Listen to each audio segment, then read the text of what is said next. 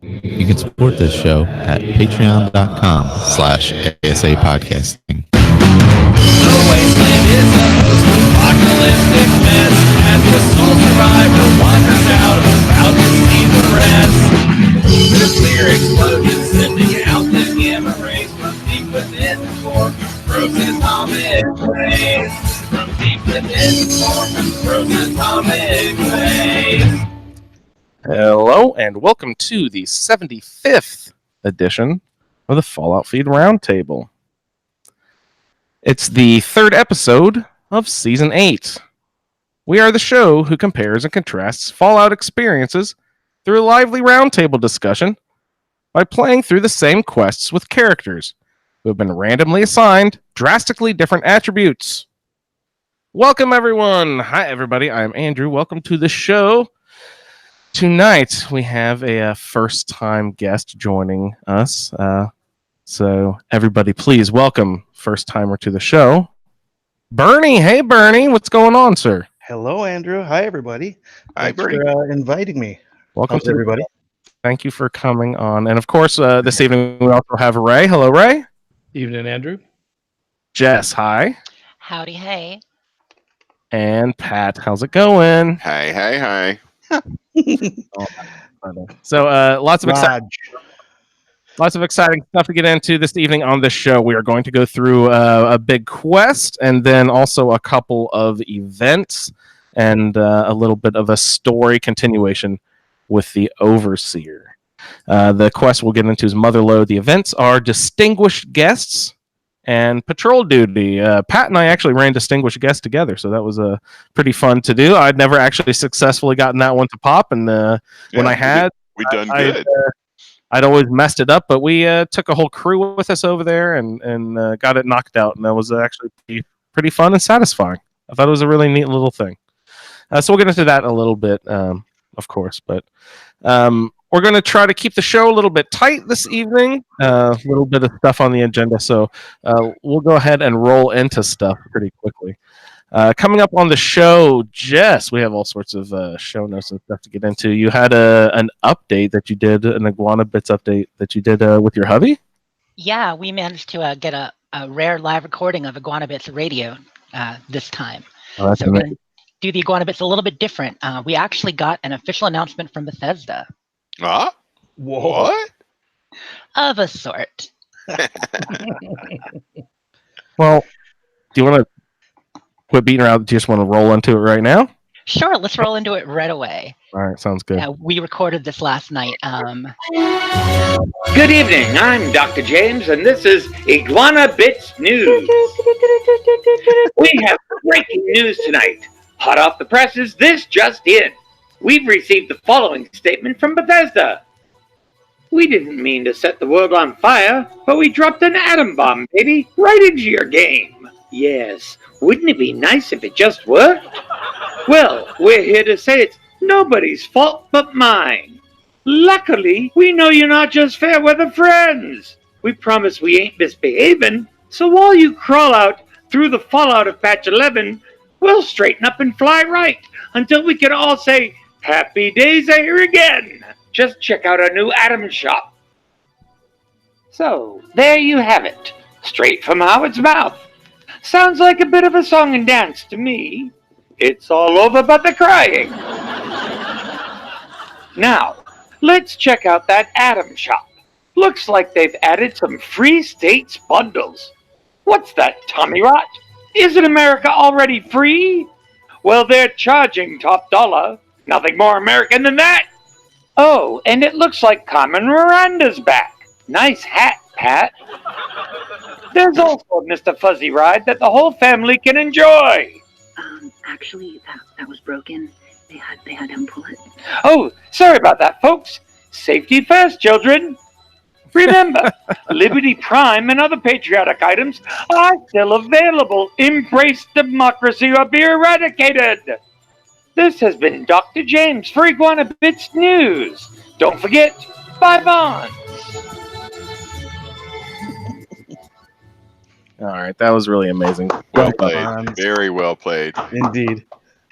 He's Love wanted it. to do something to help with the show for a while, and I had that thought in the shower yesterday, so we wrote it and recorded it last night. Super well done. Yeah. Given how bad patch 11 has been, Yeah, that's better than patch 11 by a long shot. Oh yeah. Pat, this has been one of your things in the group. Patch 11, your arch nemesis. Well, it was. I went off and found a little Reddit rant about how bad their just entire IT approach to everything is, and it made me feel good. It made me feel gratified that somebody else was feeling it too, because it's obviously so terrible. They don't do any regression testing. They clearly don't do any kind of testing. It's ridiculous. Yeah, it's impossible to imagine, how they could, break it that bad and not realize it before they went live. Exactly. And shoot, it took them 3 hours of servers being down just to get the thing loaded in. So Yeah.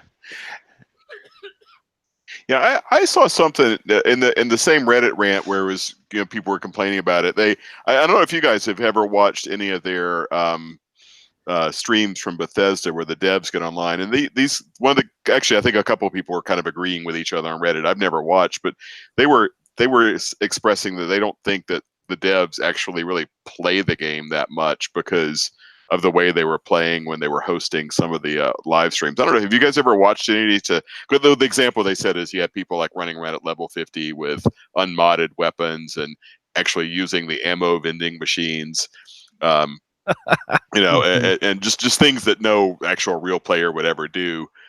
And I don't know if you guys have ever. I've never watched the stream, so I don't necessarily share the opinion, but I thought it was an interesting observation. That's hilarious that you mentioned that, because I never really would have thought of that. But I have never ever purchased a single item from an ammunition or medical vending machine at a train station. I think When's I the did last- once. when's the last time you even looked in one? November, probably. Right. Yeah, I don't even glance at them. That's crazy. I sometimes look at them just on the off chance that something weird's going on, because it is a Bethesda game. Because I don't know if you guys have noticed that something weird happened to me. I think I was able to grab somebody's. There was something really weird about Murmelflurger, the script machines. Because I don't know if you noticed in the script machines, your weapons stay in there until you exit. Which I assume they do is just kind of like, if you sell the wrong thing, you can buy it back. Yeah. And there was something, I think what it was, I saw somebody else's weapon in there or something. I don't think I had enough script to actually buy it, or maybe I just didn't want to buy it. But I remember logging into one of Murmelflurger's exchange machines one time and seeing a weapon in there, which I guess was stuck from somebody else's trade. Oh. And so sometimes I just look at stuff like that just to see what the hell interesting might you find, in some of these machines. But I haven't bought it yet. I don't think I've bought anything from one of those since the beta. You found a Murgle Burgle exchange item It was in the script machine. Script. Oh, okay. Yeah, because I don't know if you look next time you trade, look and you'll see your items stay listed on the right hand side until you exit. I know my stuff stays there, but there was something already there when you logged. I think somebody else's item had stayed in there. That's very cool. So it was interesting, and I didn't actually buy it, and it might have errored out if I had tried to buy it, but it's just you get weird stuff like that. So yeah. Well, before we get too far away from the Jess's awesome little piece of audio work there. Within that little promo there, Jess. Yeah. We dropped, I don't know how many, 12, 15 songs or something, maybe? Yeah, that's 25. It's Mr. 5x5. I don't know how many total, but there were a lot. We should run a contest. Somebody the first person to identify every song gets I have so much leftover Loot Crate stuff. I would give a choice of Loot Crate item to somebody. If anybody writes in and identifies every song in Jess's Iguana Bits, I will kick in a choice Loot Crate item from one of the past year and a half of Loot Crates. Contact us on Twitter. Give them a hashtag, Pat. Hashtag Hashtag Pat Fries. hashtag I heart iguana bits. Do it, folks. On that same line, if you couldn't guessed it, tonight we're going to play I Scream at Your Phone or Scream at Your Phone. Song titles. Oh, sweet. Appalachia Radio. I almost put that in chat earlier, and I'm like, that would be too coincidental. That's all. I did not listen to the promo, Jess, and you put like 15 song titles in your little thing. What? I don't mean to diminish it by saying little thing. I apologize. That sounded mean. I just can't believe that it's serendipity. Was that the right word? Did I use that correctly earlier? Is it serendipitous that I was putting my thing together earlier tonight? Did we tip each other off? Were we talking about anything? I don't earlier? think so. I mean, we might have been talking about the radio sometime in the last week, but it's serendipitous for me because I've been looking at song titles recently. Yeah, you have to disqualify yourself. It's fair. I will recuse myself. Studying. No, she Jammed without even knowing it. She does not have to recuse herself. There are 50 song titles on here. There's no way she's going to get all of them. Goodness. Oh, I wouldn't put it past her. Yeah. Come on. I'll give $50 to a radiation charity of your choice, Jess, if you get all 50 of these. So we're gambling men tonight, huh? Yeah. Now mine, of course, puts the onus on Jess to help score it. So that's actually really unfair of me. All right, guys. So now that I've given you time to think of all the titles, before we get into have you played any Fallout this week, and then we'll jump right into quests and stuff. We'll go ahead and play this week's edition of Scream at Your Phone, Fallout 76, Appalachia Radio tracks, and we will start. Let's see. Let me get your names written down here first. We'll go in order. Let's see. Bernie is our guest, so I'll let him go first. Have first crack. Then we'll go with Jess. Then we'll go Pat. Am I echoing back, people? No. Go Ray and okay, that's it. So we'll go Bernie, Jess, Pat, and Ray. Bernie, can you please tell me a song title from the Fallout 76 soundtrack, the radio station tab? Check out Appalachia Radio. Give me a song title, sir. Country Roads. No, that one's not on. Oh, yes, it is, actually. The title of the song, which I got weird. I thought it was called Country Roads. Isn't it Take Me Home? It's called Country Roads or something? It's called Take Me Home. I had no idea what the song was called. There's no parentheses involved? That it's called Take Me Home, Country Roads. Okay. Oh, it's a comma. Okay. Do I get a half a right for that? No, you get it. I count that because I had no idea it was called. God, that was close. You're sweating out already. Jess, can you give me a song title, please? Yeah, we'll go with Mr. 5x5. Nice. Mr. 5x5 was that one wasn't even on Fallout 4, was it? I don't think so. See, that was the only thing that I see. I don't listen to the radio tab nearly as much as I used to on Fallout 4. Same here. I don't like the soundtrack except for a couple things. I don't recognize. There are lots of these songs that were on the Fallout 4 soundtrack, but there's also a good deal of them that were not. So yeah, there are a lot more instrumentals on 76. A lot more instrumentals. Feels like more repetition, and the lack of a DJ, of course. Yeah. Yep. And I've gone on a rant about one of the songs before, how it feels like so weirdly out of place, but hopefully someone will list that in a minute. Pat, go ahead. Whatever the title of, as I didn't know the gun was loaded. Yes, I didn't know the gun was loaded. Is that one on 4? I've never heard it before that I recall. All right, Ray. God, there's no way Ray listens to the radio ever. There's no way. I occasionally hear a radio playing songs in the game. Game when I walk past someplace. You run to turn it off as fast as you can. Holy crap. This is gonna be tough for Ray, you guys. Oh. There's some song, 16 tons. Yeah. What do you get? Perfect. Another day older and deeper in debt. St. Peter won't take me because I can't go. I owe my soul to the company store. God, what do you think that song was called? I have to find it on the list. 16 tons, maybe? Yeah. Yes, it is. Wow. Oh, yep, there it is. 16 tons. I just realized it's the titles of the songs that is the difficult part of the Yeah. sing through the entire song and not be sure what the title is. Hey, I'm very nice. If you can like sing the line from it and we can figure out which one you mean, I will give it to you at this point. We're back on the horn to Bernie. You're up again. I anything goes. Anything goes. Yep. Yeah, the my favorite anything goes story, or not story, but beginning of not Raiders. The Temple of Doom. She's singing "Anything Goes" and Yeah. in like Cantonese or something. All right, Jess, you're up. We'll go with Alex's favorite song, "Saltport, West Virginia." Ooh. Do you hear that, everybody? I have to flip the paper over. There's so many damn. Salt Pork, West Virginia. Yes. What is that? It's the town where his baby lives.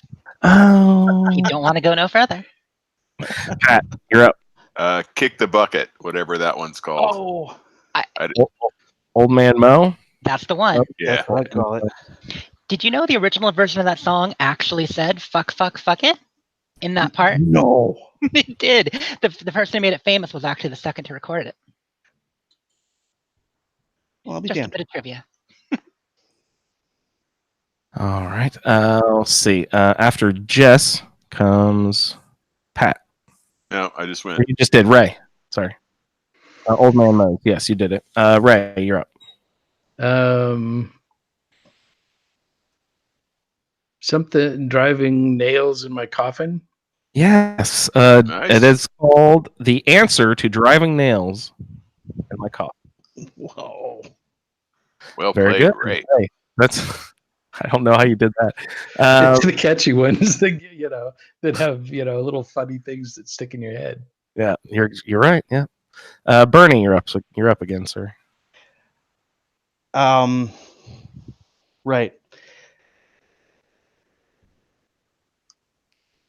Beach Boys. Yeah. In the TV commercial. Yeah. The one that I bitch and moan about. Wouldn't it be nice? It should not be on the fucking game. Right?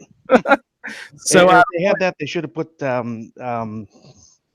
Timothy by the buoys in there, because that's more apropos.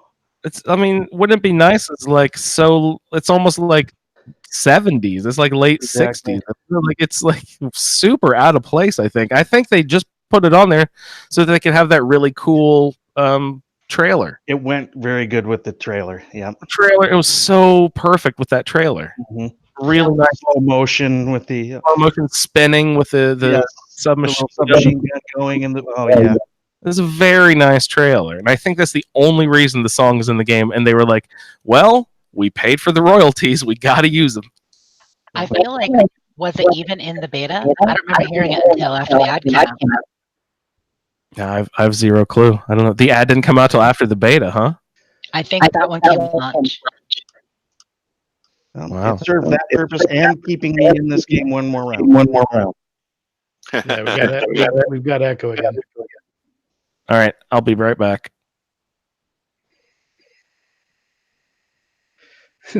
Quick, somebody tell me the title of another song. Because I'm pretty sure I'm out. If Andrew's not logged in, we're probably not recording this part. I'm having a lot of trouble. Yeah, no, it He'll records. he'll grab the audio if nothing else. Oh No, it keeps his program keeps recording while he's gone. Yeah. Damn digital spy. All right, was that Bernie? Wouldn't it be nice? Yes. So up next, Jess. Praise the Lord and pass the ammunition. Yeah, I was singing that the other day, and someone was giving me a weird look. It's It sounds threatening, almost. Wringing your hands around the office, singing that song. All right, is it called "Praise the Lord"? Maybe. And Past Ammunition. I think that's the whole name. I think that's right. Yeah. Oh, yep. Praise the Lord and pass the ammunition. Got it there. Pat, you're up, sir. I have absolutely nothing. Nothing. All right. Are you giving up? You want me to? I'm out. I will not prolong the agony. Pat is out. Ray, you have anything else?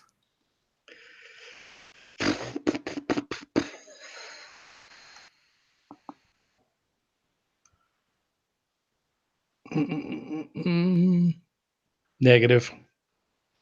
Oh, All right. Cross your name off. Bernie, do you have one? I think I may have one more. All Oh, right. Shenandoah, Yeah.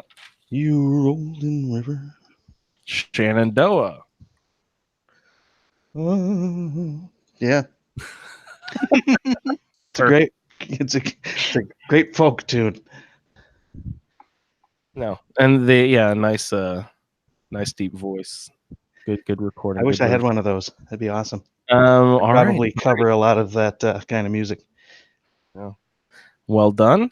Jess, do you have a guess? Pistol Packing Mama. Pistol packing mama.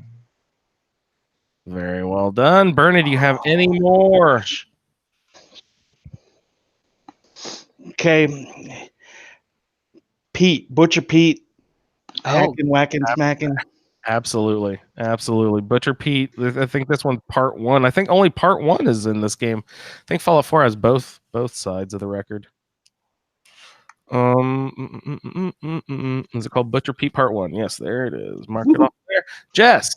He was hacking and whacking and smacking at his Pigfoot because he's Pigfoot Pete. Pigfoot Pete. Whoa. Absolutely. What is that? He's the Boogie Woogie Elite. I haven't really thought about it too deeply. Is it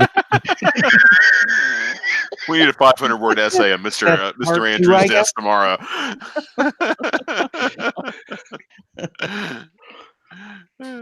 Oh goodness. So is that back to Bernie? That was an answer. Yes. Pigfoot Pete is the name of a song on the soundtrack. Really? Yeah, I don't know which one it is either. I think she might have snuck one in there. She's good. He's just talking about Pigfoot Pete. Oh, yeah. Golly. It has something to do with Butcher Pete, Pigfoot Pete. They're actually separate Petes. Different Petes. Mm-hmm. Different. I think he must be in part 2. They didn't repeat. Pete didn't repeat. My brother Pete. All right, Bernie, you're up again, sir. I got one more. Straighten up and fly right. Straighten up and fly right. Very nice. Yep. You know, I don't want to prolong this, but I'm gonna win, Bernie. I know. I think you're gonna win now. Well, no, next. You had your second guess. Okay. I'm dry. Jukebox Saturday Night. Jukebox Saturday Night. Yes, absolutely. Bernie, do you have another? I should.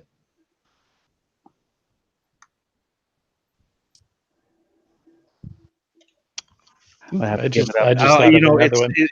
She had it right. It's prolonging the agony. I'm out. All right, Bernie. That's very well done, sir. Well, thank you. Jess, can you give me one more to seal the game? Yeah, let's bring it home with Nobody's Fault But Mine. Nice. Nobody's fault but mine will seal the deal. Congratulations, Jess. And that's just such a weird small world that you just happen to be studying the songs this week. As yeah, really so I think the correct answer there that you were looking for, Andrew, was that for you, it was coincidental. For Jess, it was serendipitous, because serendipity is essentially unexpected and possibly coincidental good fortune, and she's the one who really scored. It's true. Under 45% health, I got the win. No damage. Very nice. Congratulations, Jess. All right. Also, on the show before we get into our quests. Let's just go around and see what people were doing besides their quests and stuff this week. Bernie?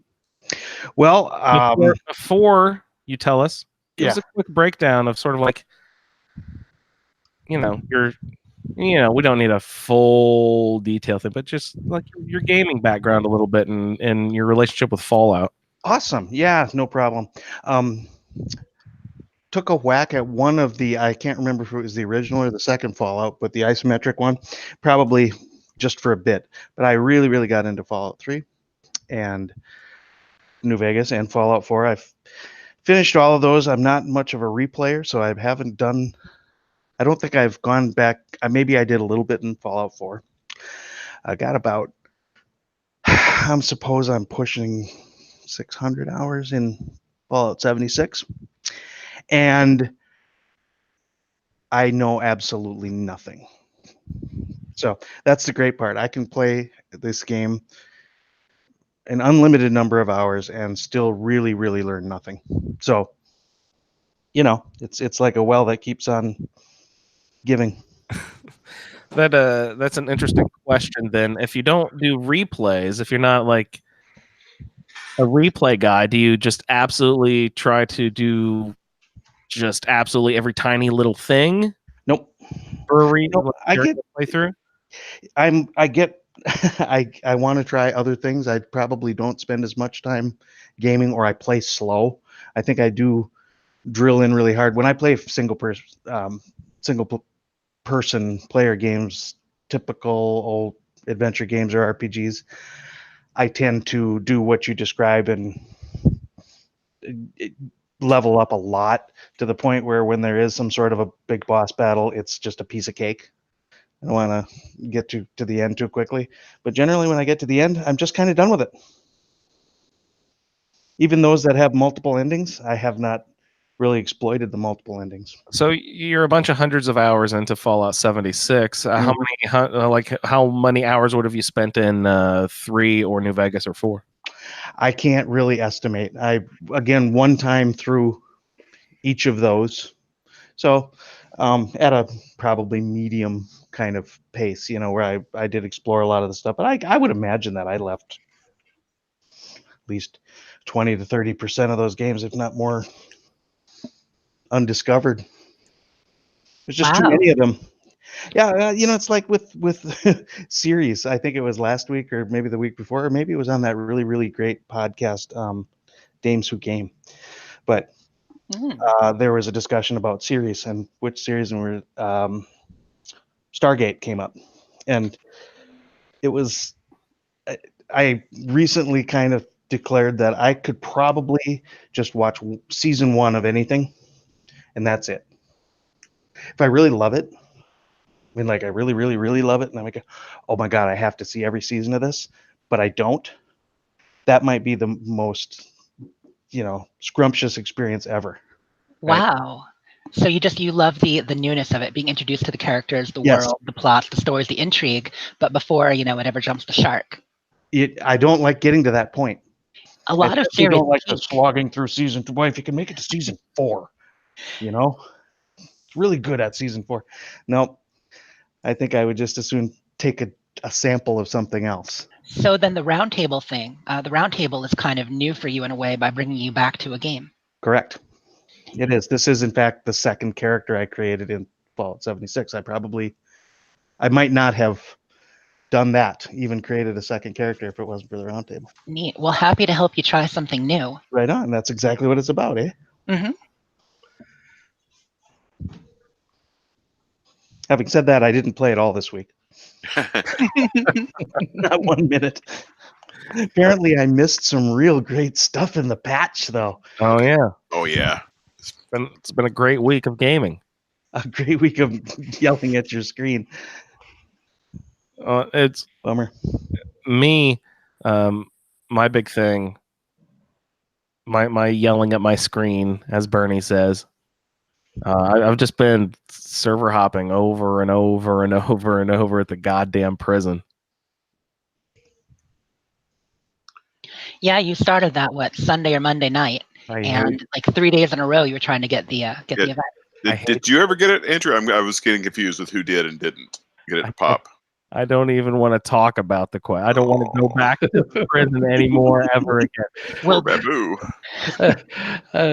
I leveled up just getting to the front door. It took so many times. Jesus criminy. Like, I mean, fighting the ghouls or the Scorched or the super mutants out front. Yeah, over and over and over. 5 of them each time. Yeah. Well, Pat, to answer your question, literally, no. I never did get the event to pop. Brutal. However, my 4-year-old did. See, it's easy. Okay, good. I knew you got one of the rewards. Awesome. I gave up. Said some words my 4-year-old probably shouldn't have heard. Put the controller in his lap and walked away. Came back with a glass of water for him. And I noticed in the top right-hand corner, the event was counting down. Oh, that's too funny. God, maybe you just need to stay in one place a little longer. I was like, oh my God, there's only 4 minutes left. Hurry up, we're fucked. Go, go, go. I didn't know that the timer would reset. This is fucking code red, Moses. Go, motherfucker, go, go, go. Daddy, the controller. Give me that thing. See the look of terror on his face. Daddy, do you still love me? Give me the goddamn controller. Oh my. No, but we got it, and Eric actually helped us through the whole process. That was really fun this afternoon. Nice. So, and then Eric and Moses ran around together in the wasteland. Sweet. Yeah, they went and did the parade up in Grafton right after. Always a good time at the parade. Moses liked that. No problem getting that one to pop. Yeah, no kidding. That's why it's not on the schedule. That one you can't get to shut up. Yeah, that or the protest march. That Grafton mayor is a really persuasive fellow, isn't he? I trust him.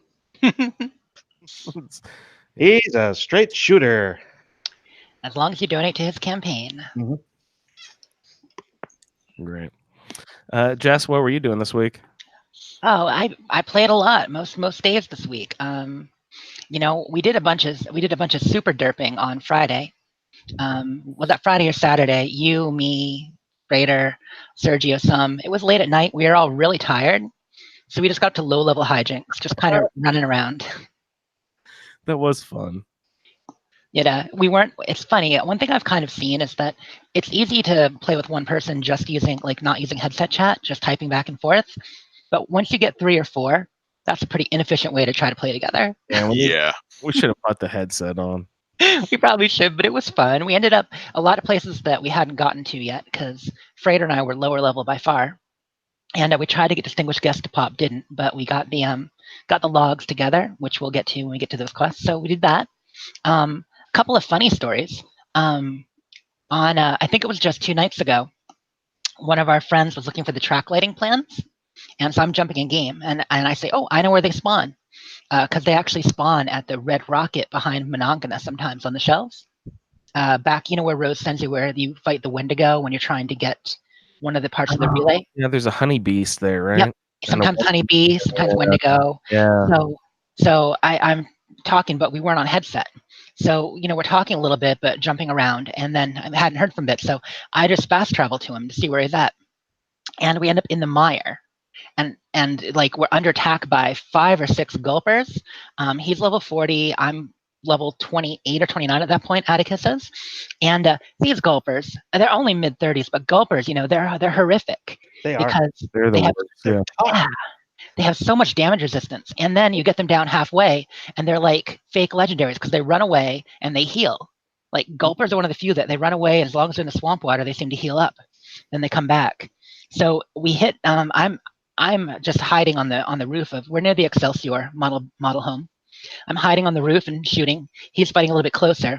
We threw a couple orbital strikes, only took 1 out.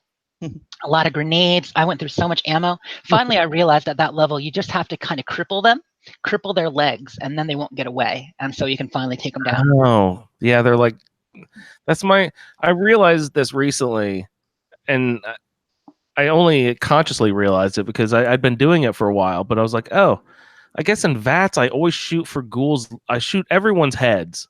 Yep. Except for ghouls. I always go for their legs. Yeah. In my roundtable character, I've been having pretty good luck with a bloodied lever action rifle, and also doing a lot of leg shots. Even some pretty nasty things. I forget whether it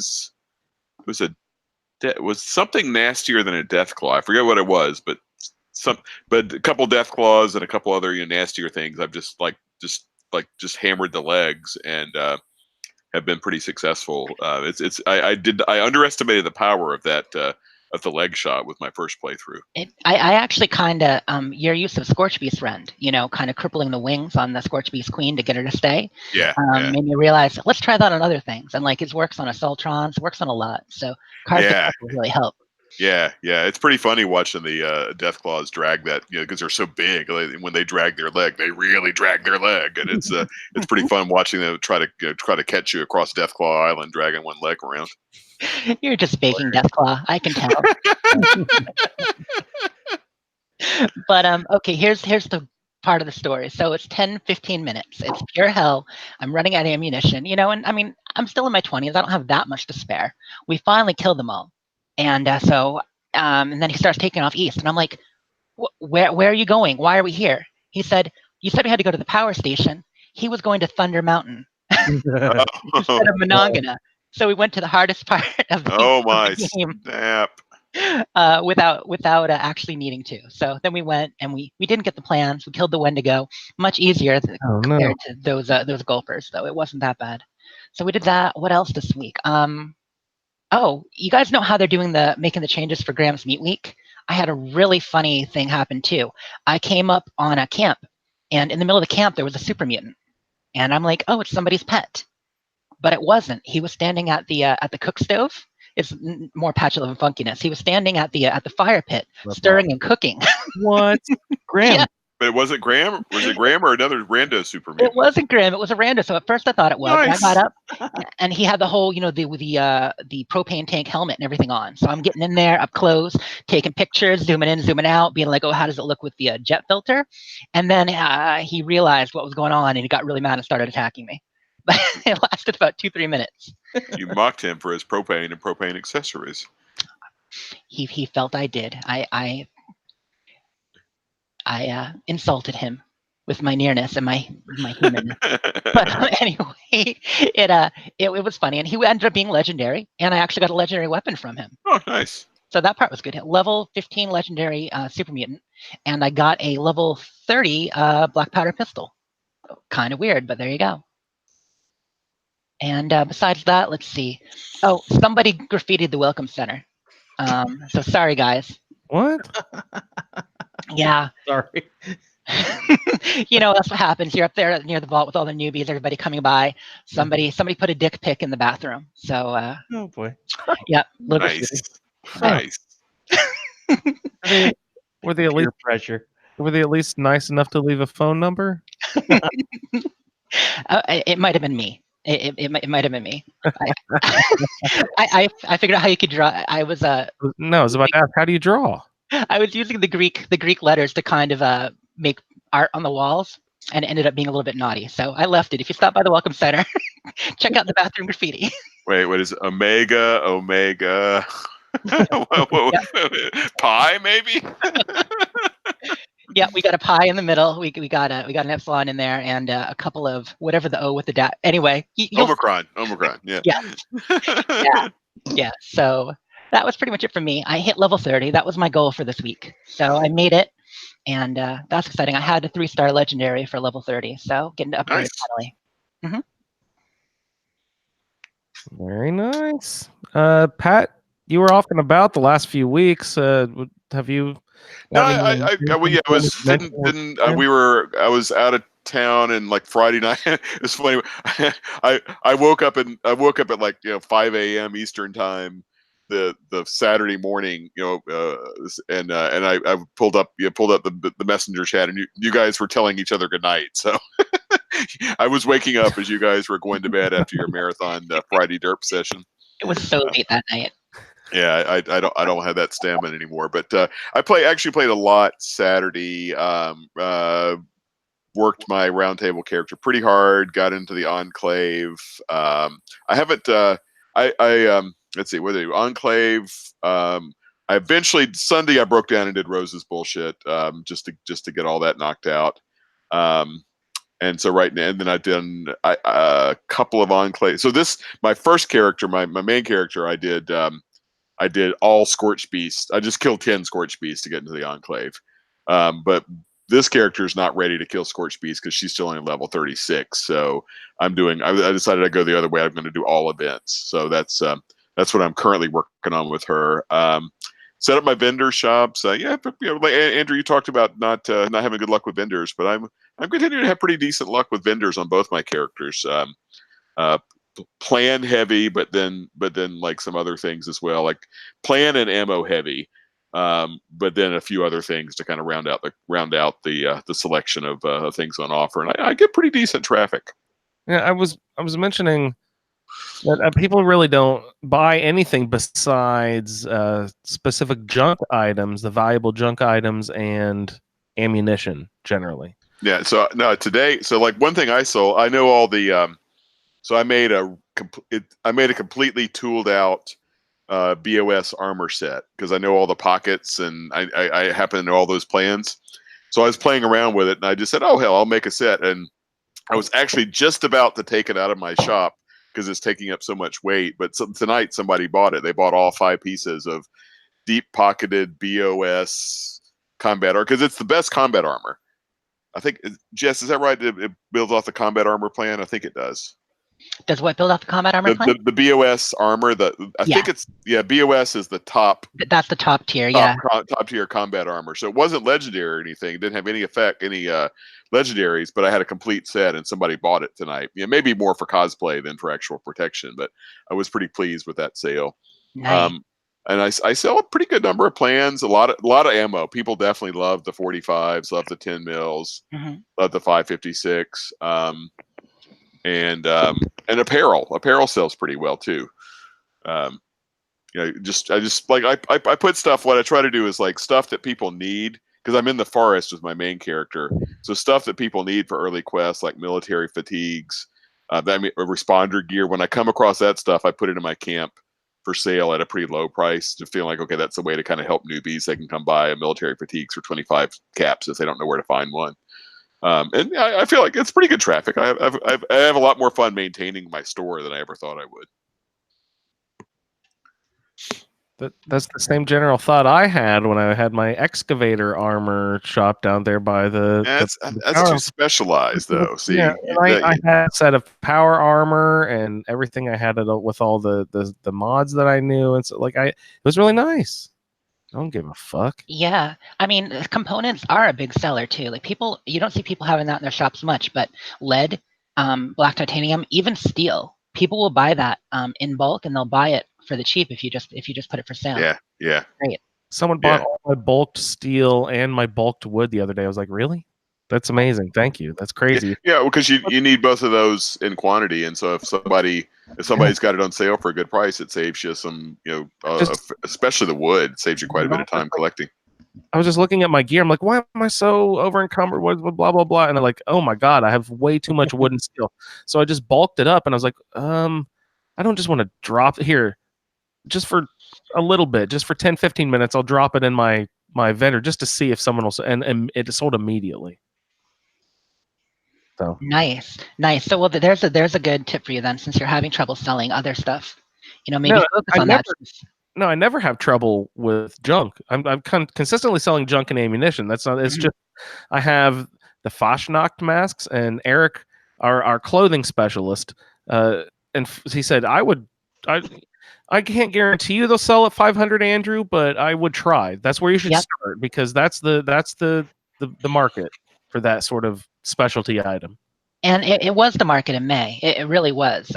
People were offering $1,000 for a Fashionok beret and $250 to $500 for all the masks. But I think that's died down a bit. Yeah, and new players wouldn't know what Fashionok is anyway. They wouldn't care.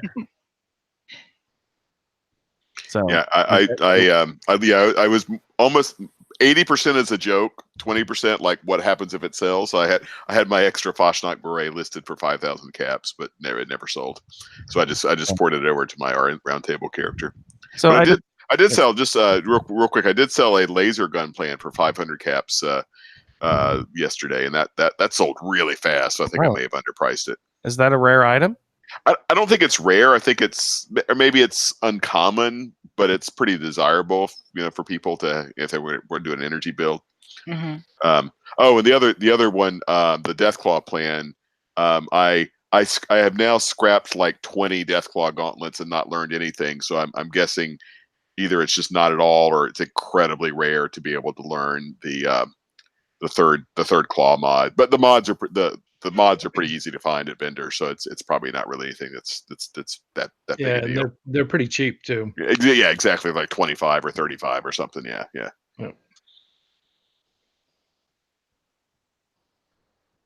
Ray, what have you been getting into, man?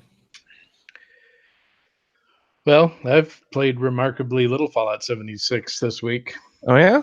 Oh, that means he's only created 2 new characters. Yeah, only 2 new characters, and his character is only 102 now. Right. No, so Batosa is level 88 now, and criminy. my gunslinger character is at 38. So, and you started him last week. Yeah. So yeah, Tuesday, I was all excited Tuesday after the patch. I was a little frustrated on how long it took to get the servers back online. And I had a couple of things. So one of the things I needed to do was take 5 workshops while well-fed or intoxicated.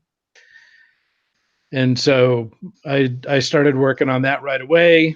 Took the Charleston landfill and then crashed.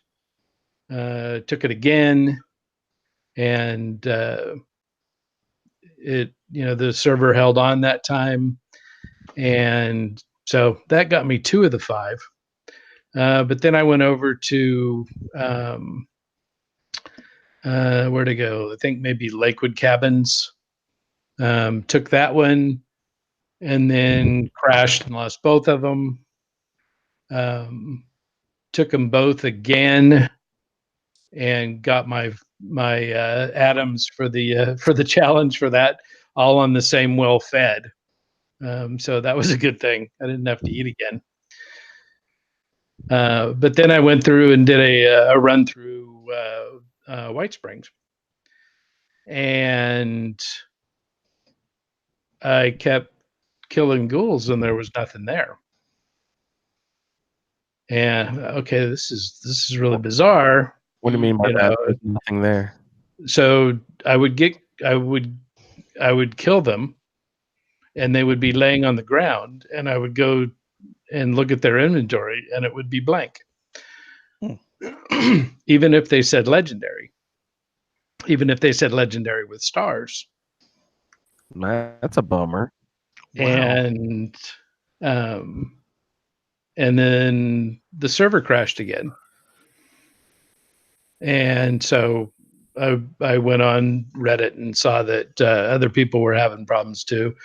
And so I said, all right, well, they're going to do a hot fix. And then I saw, the post on Twitter, and okay, I'll just take the evening off and, and play tomorrow morning when the hot fix comes on. So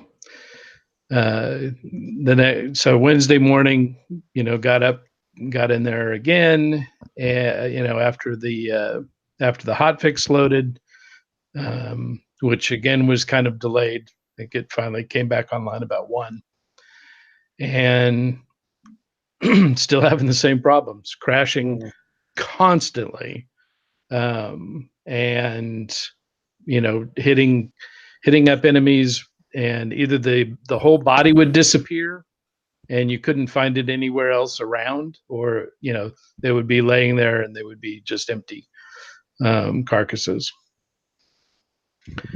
So all right, this is not good. But there's some new power armor paint for only 800 atoms. Well, so I did buy the Liberty Prime power armor. Yes. Because I was at the Queen fight, which again I didn't get any credit for, but somebody had picked up the power armor that morning. This was Tuesday, and I heard it talking, and I'm like, okay, I'll buy it. I don't care how many atoms it is. I got it covered. At that time, I had just gotten it back to 5,000 atoms from buying the Mothman stuff. So, but anyway, so I played again today. Everything was good. Really, since it was kind of interesting. So one thing I did notice, I noticed that that when I was doing the events for the workshops, so the first one I took, it gave me, announced the event, and gave me the list of things that I got for defending the workshop. Took the next one, and it gave me a notification that the event had ended, but it didn't give me any list. But I saw that I had new plans in my inventory. Then I just stopped getting notifications at all, and I also didn't get notified that I had leveled up. Oh wow! The only way I eventually figured it out and had gone up 2 levels and didn't know it, but I had completed the challenge for the 3 of 3 level up quest, and so I got notified that happened, that I got those atoms, and I'm like, oh shit, Yeah. And so I looked, and sure enough, I had 2 levels. Same, Ray. Same. Yeah, we talked about it a bit last week. Not getting the notifications, not seeing quest markers. It's persisted pretty bad for me. I've been getting notifications a little bit, but Andrew's not getting quest markers at all. I know, on a lot of quests. Yeah. So thankfully today, when I played, every event was fully announced. All the the list came up, the whole 9 yards. So it seems like this hotfix has at least improved that somewhat. Hot fixed a few things. Thank goodness. Yeah, they admitted in the blog post today, they admitted that they're still, this is hotfix 2 for patch 11, and they're still working on another, They really rolled double ones on this. No shit. If you release a patch and it actually breaks more things than it fixes, is it called a pooch? Yeah. So I also did a queen fight. That went okay. I got all the credit for that. And I went through White Springs, and there was actually, legendary drops in there. And so. Did you not see any of the, did they get rid of the no star legendaries? I know they were trying to do that with today's patch. No, I still, yeah, no, definitely. I had one that didn't show any stars, but I did get a legendary piece off of it. Well, that works then. And so, yeah, I don't care if it's got a star or not, as long as I get a drop. So, and I was getting 2 and 3 star drops. So, from most of the stuff I was killing. For a couple of days, I got no legendary stuff whatsoever. Yeah, that was a complaint all over the board. You know, Yeah. I Which wouldn't did let mind me get caught up. At least now I've burned through all my backstock legendary stuff. So you've managed to put it all through the script machine? Yep. That's good. I mean, in a way, if we get less legendaries, but they're all 2 or 3 star, that's worth more script. So Oh yeah, definitely. I'd be okay with that. But Beth did admit in today's post that that they think the legendary drop rate is a little bit low since they rebalanced it. So they're still working on that. Yep. So, but I should be back on the program. I should have my gunslinger to level 50 by the weekend, and still, I played a little bit with Abby Normal because I hadn't played that character in a while, and holy smokes, do I miss Sneak? Because she was a high sneak character. Batosai is a no sneak, unarmed. Just to try something different, and I went. I took Abby into the golf shop, ran around, got all the ghouls worked up, and in one room, and then ran out the back door, jumped on the roof, came over the other side, and snuck in the front, and was able to sneak into the middle of all those ghouls without any of them attacking me. So that was a fun little experiment. I mean, the sneak is off the chain. When you do your stories about the high sneak build character, I still, with my main, is going back to level up the sneak perk and play that because I didn't realize how effective it could be. It's nuts. And then every sneak attack you get, if you've got all of the ninja, you get 3 times damage. So that was fun. And then also I did spend a little time in survival because Batosai is a unarmed. She needed to get the monster. So that was nerve-wracking because I had just had her in the queen fight, and so she was more than well fed, and so went in, and one of the things you have to do is you have to kill a critter while you're starving, and so I had to just run back and forth from one end of Flatwood to the other, trying to get my speed demon perk to eat up all my food that I had eaten, so that I could get down to that to the level. All the rest of the quests are super simple to get that weapon.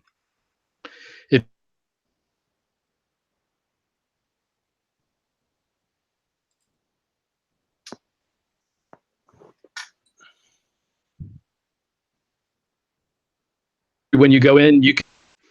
So, but this took me about an hour, and I kept seeing the number 1 and 2 character, running through Flatwoods, and so I'd have to go run and hide and wait for him to pass through, and then get out and run back and forth again, trying to burn off that food.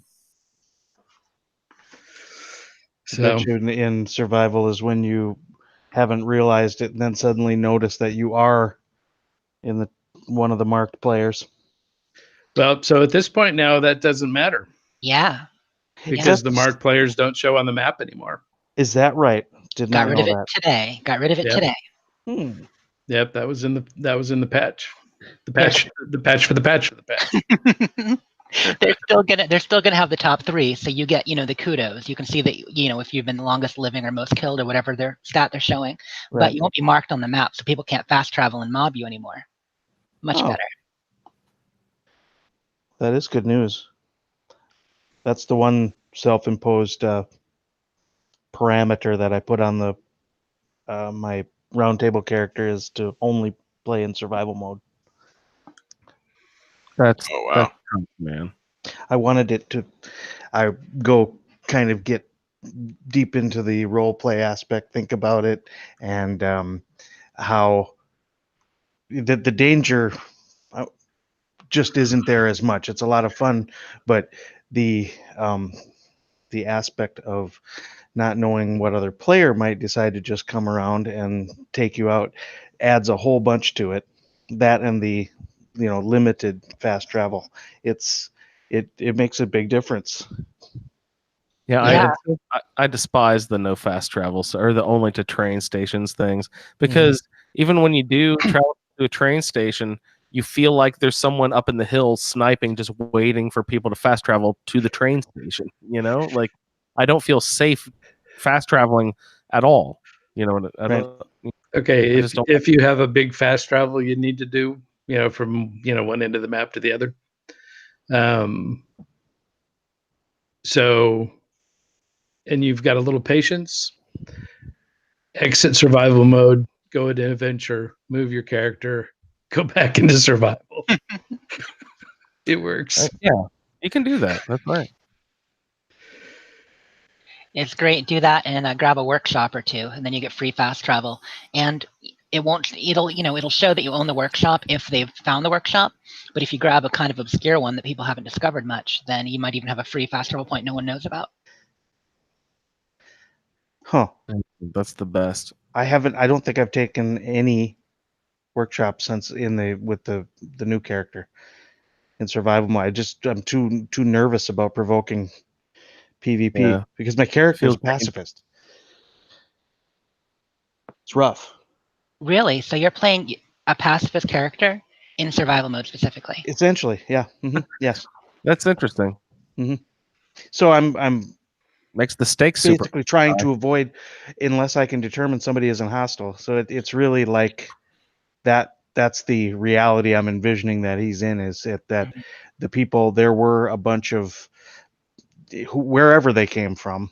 He's not sure. Some of them might be Vault 76ers, some might be other stuff, but they're obviously, I have them as the Raiders, that there are living Raiders and people carrying on that tradition, whether they were just recently out of Vault 2 or whatever. But maybe some you can trust, and sometimes every once, but it's sort of like I won't take the first shot, and it's a different. I try to mainly just hide, and if I get stuck face to face with someone, I just hope that they are not hostile. Otherwise, do you find if I will take them out, and I've killed 2. If they, provoke, I will try to save my own life, basically. But that's it. I won't start combat on anybody. Do you find yourself running into friendly people? No. Nope. There's a few. There have been a few, but mostly not. What level is Struthers now? He's 26 or 27, I think. Oh, okay. So that's good ways in survival. Not bad. I started him during the double XP weekend. I played a whole bunch then, so I got him past level 20 that weekend. But that I need that boost too, because his dump stat is intelligence, so he's going to get XP at a slower rate. That's hindered greatly. Tell me about it. Yeah, I never thought about that. You're right. Yeah, so that's going to be a grind. But I left him in the. I got myself as frustrated as I've ever been playing this game, and I was enjoying it for a while, and then I realized it started to feel like Dark Souls, because I think I had him down to one like hit point. He was radiated to the hilt, and like almost the entire health bar is radiation, and I just would keep respawning, and I was trying to get. I'm at the Poseidon energy plant, wanting to get in there and get up to the shower, the decontamination shower arch, and I don't know how many dozens of times I tried, because I can only like take one shot. So if you don't do it perfect, if I don't avoid everything, and yeah, I kind of was like, I need to stop this now. And my hands were shaking. It was like, just one time, just come on. I was so close a couple of times to getting there too. But the other good thing in survival now, it's going to be harder to be one-shotted because they've changed the weapon damage. I read that today. Yeah. I was reading that. I was wondering, is that going to mean that people are going to be coming more into adventure mode and PvPing and workshops, because they didn't say they made the same changes in PvP in adventure mode. Yeah, that's true. So I was thinking, oh, geez, because I think we've seen a little bit of a rash of that. People in the Xbox chat getting PvP'd in workshops and getting ganked. Yeah. I've been hit a few times, but I had I was playing with Clint and Charlene, and they had to hop off because it was in the middle of the night, and so they had just done the 5 workshop challenge, and so they hopped out and left me, and I had 5 workshops. Oh wow! And I'm like, well, let's see how long I can keep this going before somebody takes one.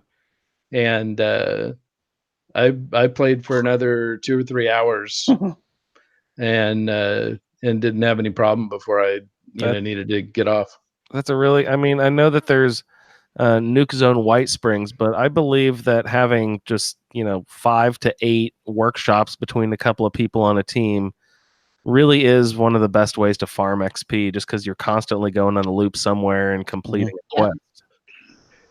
You get two I was so frustrated because I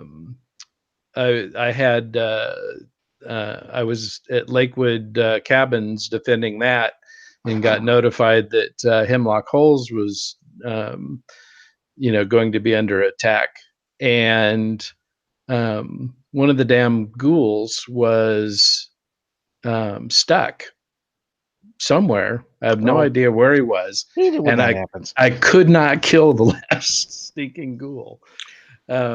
So finally, I just abandoned it and went up to Hemlock Holes. Okay, Lakewood, they like to get stuck in the other set of cabins, like down the hill a little bit. I've seen a lot of things get stuck. North. Yeah. It's to the south, or which direction? It's north. Yeah, north.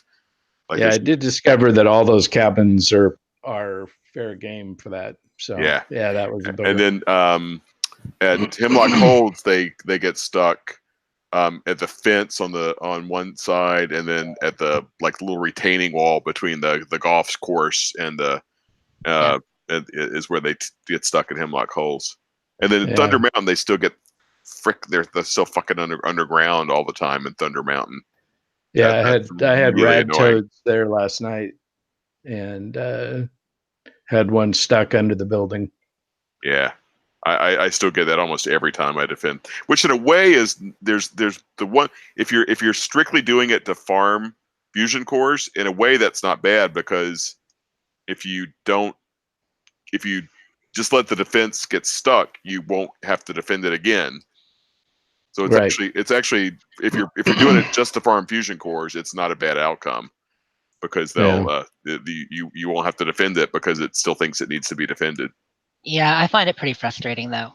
It happens at Charleston in the dirt mounds and stuff. It happens less now than it used to, but especially with mole rats are the worst, where they get stuck in that loop where they're at one position for 2 seconds, at another position for 2 seconds. I had that one. I finally I broke down and used VATS. Yeah, exactly. So I just sat there and spam the VATS key. Orbital strike.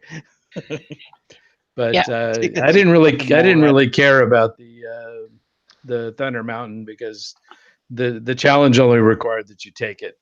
You didn't have to defend it. So it was for more atoms that you won't spend. I have spent some, Pat. 800.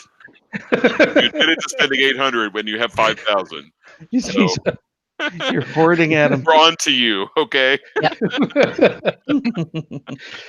Scrooge McBatosai, just diving into those caps and at him. I would have bought the cat, but it was free. You won't be grinning when the bottom falls out of that atom market, let me tell you. Your strategy won't look so shrewd then. I don't know if there's a recession. I could get a lot of stuff for 5,000 atoms. It's true. When we see some of those power armor paints going for 50 atoms. So that's all I did this week. Those power armor paints and those atom the packages, the bundles and stuff. You know, they're getting a little ridiculous, I think, sometimes. Yeah. And I haven't been paying attention to any of the challenges with this new character. I've only made probably about 200 atoms. Probably not even that. I think I had a few hundred from my other character left over, and I came over. I've probably made less than 100 atoms. I haven't been looking at the daily or weekly challenges at all. I got a surprise 80 atoms a couple days ago. I think it was on Monday or Tuesday night. I read a recipe and boom, 80 atoms for learning 76 recipes. Oh, nice. Oh, nice. Good one. One good thing about playing alt. So, Ray will probably get that one too. Yeah, I'm pretty sure. I get just these random things that just pop up constantly. So it's fun. Hey, Bernie.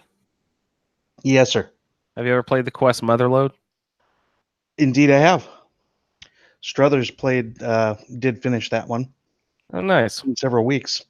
Why don't you? I know you told us that he's a pacifist with low intelligence, and I kind of, resemble that remark. Thanks. But the nearly the hatred in his heart that you do for Brotherhood of Steel. Oh yeah, well, I wouldn't actually do anything about it. Just so you know.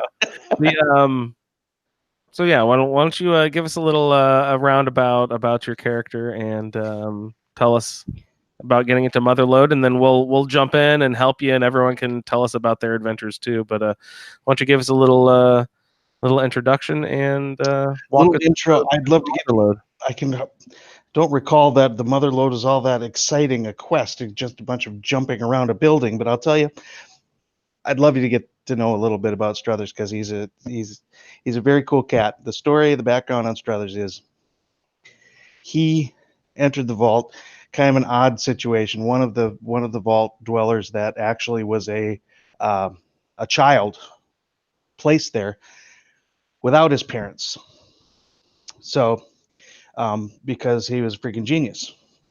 You may ask, how did he end up with an intelligence of 1 if he was such a genius? That's the sad part of Struthers' story. During his time in the vault, when he was excelling at everything, he was literally probably the smartest person in the whole vault, like literal super genius. And somehow or another, around the age of 9 or 10-ish, contracted a viral infection, fell into a coma, did survive, but he's in a coma for several months, and one of those terrible situations where he had the encephalitis and came out of the coma and sort of had brain damage. Ended up with a stutter. So some of the people that began to tease him and call him Stutters instead of Struthers, which is really sad because he's the nicest guy you ever want to meet with a charisma of 15. Anyway, the MO that I've got with Struthers is, again, playing only in survival mode. So it's a lot of danger. Thinking he's really, really the lone wanderer type, right? Although I did take a little time out and visit Jen's nice, wonderful pad with the before the bunny tower fell down. But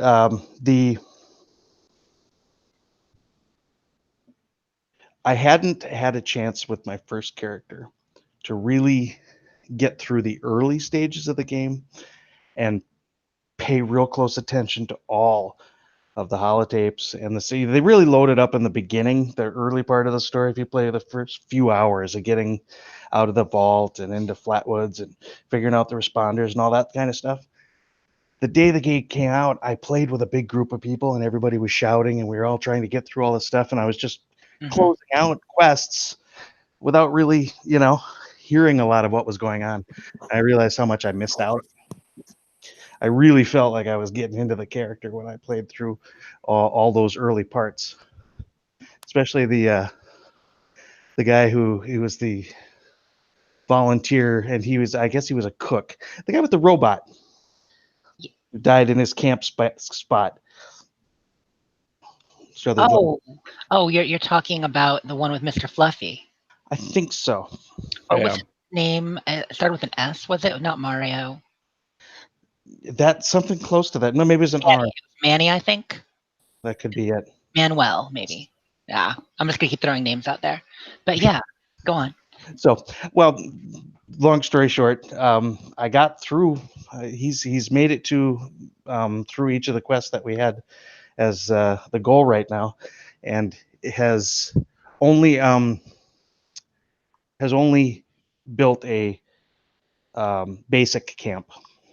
I just actually added walls to it, a 4x4 with everything just kind of crammed in one little bed and all the stuff. And the idea there is, again, the lone wanderer thing. I will put the camp wherever I need it to be and probably just sort of not honor that little part of the prescription of the character to have the camp at a certain place or look like a certain thing, because it feels to me more in line with the wanderer part. Right. I sleep where I have to.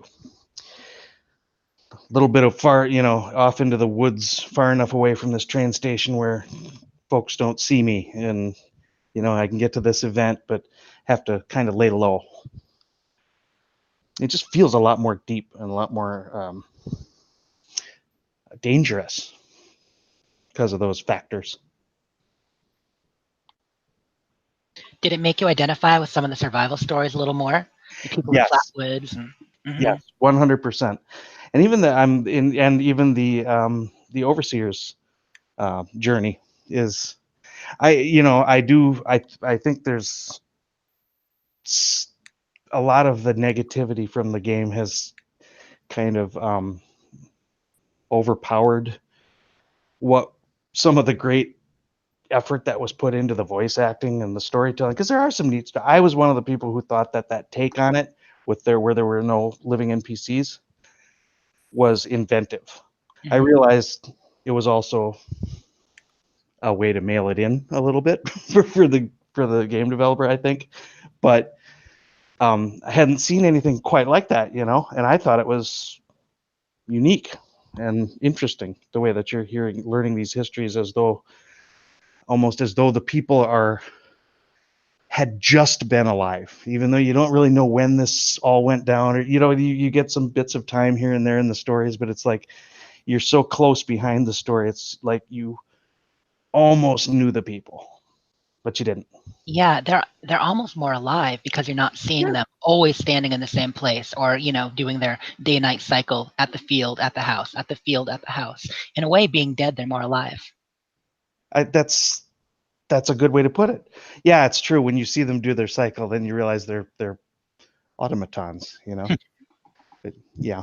So just generally from a player standpoint, wow, the idea of switching it up and having some things prescribed and putting curbs where I ordinarily wouldn't have made the play experience a lot different, and I really, really am enjoying it. When you were talking about Miguel earlier and how you liked him, when you were at the airport, did you listen to the tape of the responder who was locked in the supply closet? Oh, that one's dark. That one is dark. Yes. There are a few pretty dark stories. Yes. Oh. I just imagine hearing that on survival mode. Yeah, I'd be right on the edge of the couch. Yeah. Maybe behind the couch. There were a few times where I was really like my heart rate was accelerating. Yeah. Pretty cool. And I'm actually I know that exactly where I left, and I'm still hurting for rads, and I know that was keeping me for a few days for getting back in that game. Was I had myself back into that corner I had somehow used up, well, dying so much. I lost all my good aid, and even in my stash box I had no rat away, nothing that could cure these rads. I have to figure out some way to get out of that situation. But my little porta camp is right outside the Riverside Manor, and I'm about a third to a half of the way through the Mistress of Mysteries thing. Which so you're near Charleston. So how did your character come on to the Mother Lode and back to that quest? I can't remember, to be honest with you. I swear, I feel like that happened during that first weekend, and I cannot even recall what the order I did it in. That's funny. If you're in Charleston and you get close to the Hornwright building, you get a message to check it out. That must be how it happened. So maybe that's how you saw it. Oh, overseer journey.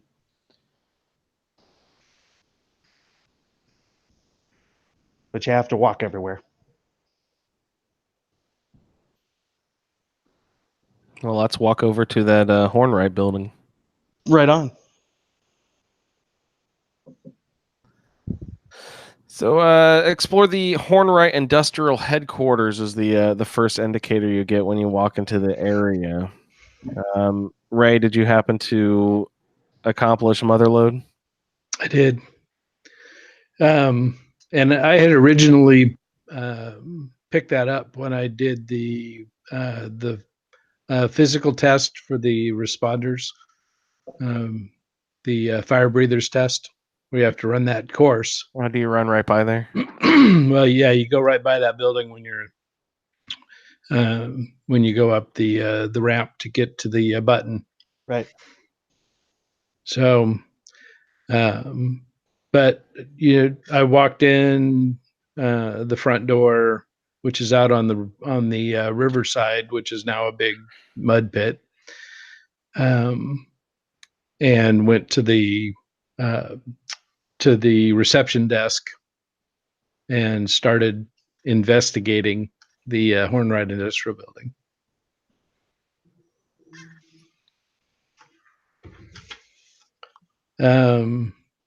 So from there, you go upstairs to explore the executive offices.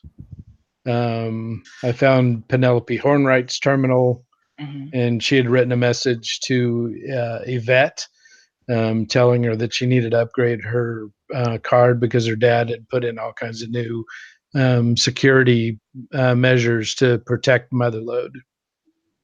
And so she gives you the password. Well, she gives Yvette the password to the HR machine. Yeah, because Yvette was the one she was using the terminal downstairs where you first start. So it kind of starts with a conversation between the two of them. And Penny's office is up on the 4th or 5th floor. So you got to explore a bit of the building getting up there. And on the way, you see a couple things. You see the HR area. You see, if you search around, you see the IT closet and the IT guides. You might find a little key exam, a little answer key to an executive exam, which is going to come in handy in a little bit. Yeah. You can also find the resume, executive resume. Can you find it already pre-printed? Yeah. Oh, okay. I printed one. I didn't realize there was a pre-printed one available. I just like to take the test. But however you get there, after you get the password. if you just answer the most scumbag answers you can, then you pass. Yeah. Yeah, I was looking forward to taking the test, but because I had picked up the answer key, it didn't let me take it. It just gave me credit immediately. Oh, nice. Oh, I had the answer key, and I still had to take the test. But maybe you had the resume in your pocket as well. No, well, I submitted the resume to the machine. Yep. And then I also had the answer key and had submitted the resume. So I don't know, maybe that particular combination of. I think that's why, because I never picked up the resume, so I had to answer the questions, and then I was immediately escalated to senior executive status. Okay. Yeah. It's a shame that they let you get by without taking that test, because that's some really good comedy in that test. Yeah. I took it with my other character. It is quite good. Yeah. Funny. What are some of the favorite questions. It was there's been some sort of an accident, right? The blackmail one. There was one. There's a competitor that's blackmailing you. Do you offer them a job? Do you offer to rat them out to the media? Do you, I can't remember what the choices were exactly, but it's. I think the suggestion was, yes, Ray said it. You answer the most scumbag thing you can think of. Yep, scumbag and a little bit clever and villainous too. Like they don't want to go for the direct hit. Calculating. Like the one where someone is offering to sell you proprietary technology, and but you have dirt on them, and so you leak it to the press to lower their asking price. Yes. Stuff like that. It's good stuff. I mean, awful stuff, but good stuff. I guess I should take comfort in not being a good scumbag because it took me a while to get the test. I was like, I remember these questions. I'll be able to get this. And I kept getting 4 out of 5, but I kept changing one different answer each time, so I couldn't ever tell which one I was missing. So I eventually just went and found the clues and went that way. Because I kept 4 out of 5. I couldn't tell which one I was missing. Well, and one of the questions will take either, it'll take 2 different answers. I noticed that. According to the clues, you can find a cheat sheet under a desk on the shelf, and it's like on question 2 or 3 is like answer 2 or 3. I thought that was pretty funny.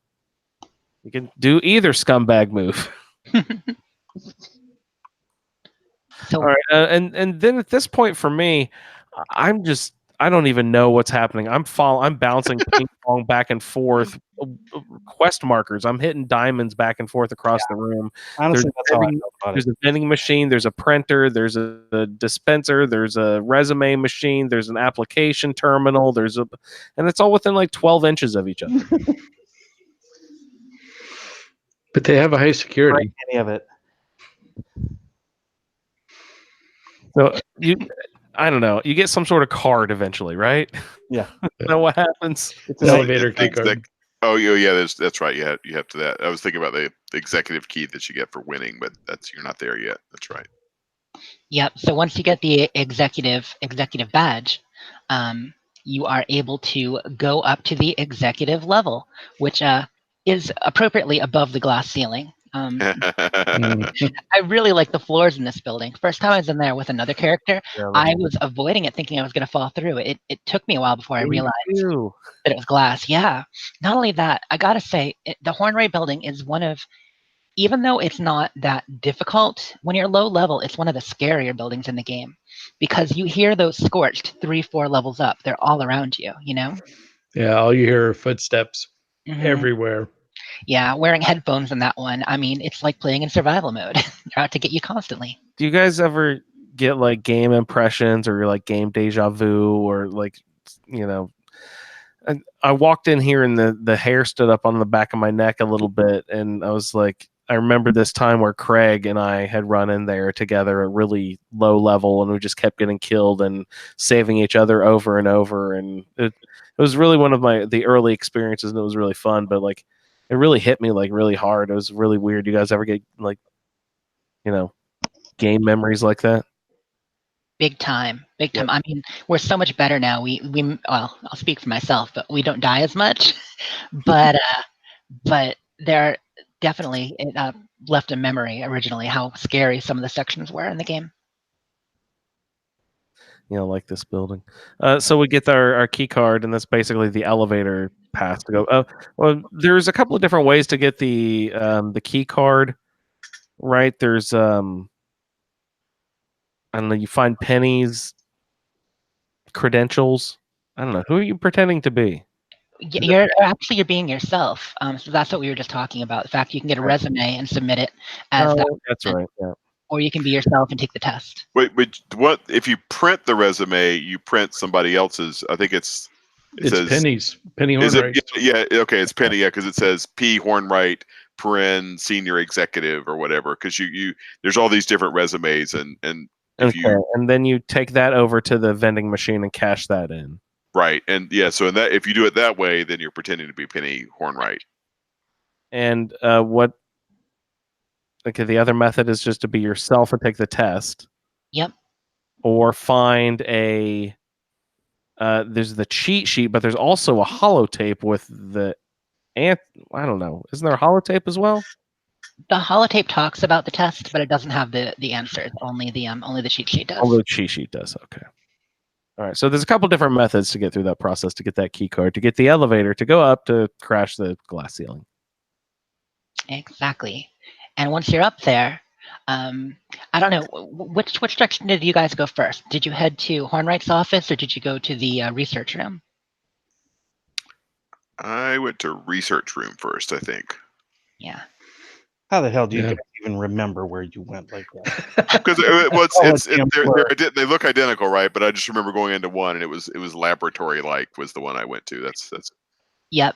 And that's the one you're supposed to go to if you're watching the quest markers and stuff. I went to the other one first, so I do like the story about the Hornwrights. You know, it's an interesting story. Yes. But yes, you go into the research room, and there are a bunch of terminals there, or they look like communications terminals. And so if you click on one, you hear a voice. And it's like a distant connection. I don't remember exactly what it says, but essentially it's asking you to, make contact and get a repair beacon. Mm-hmm.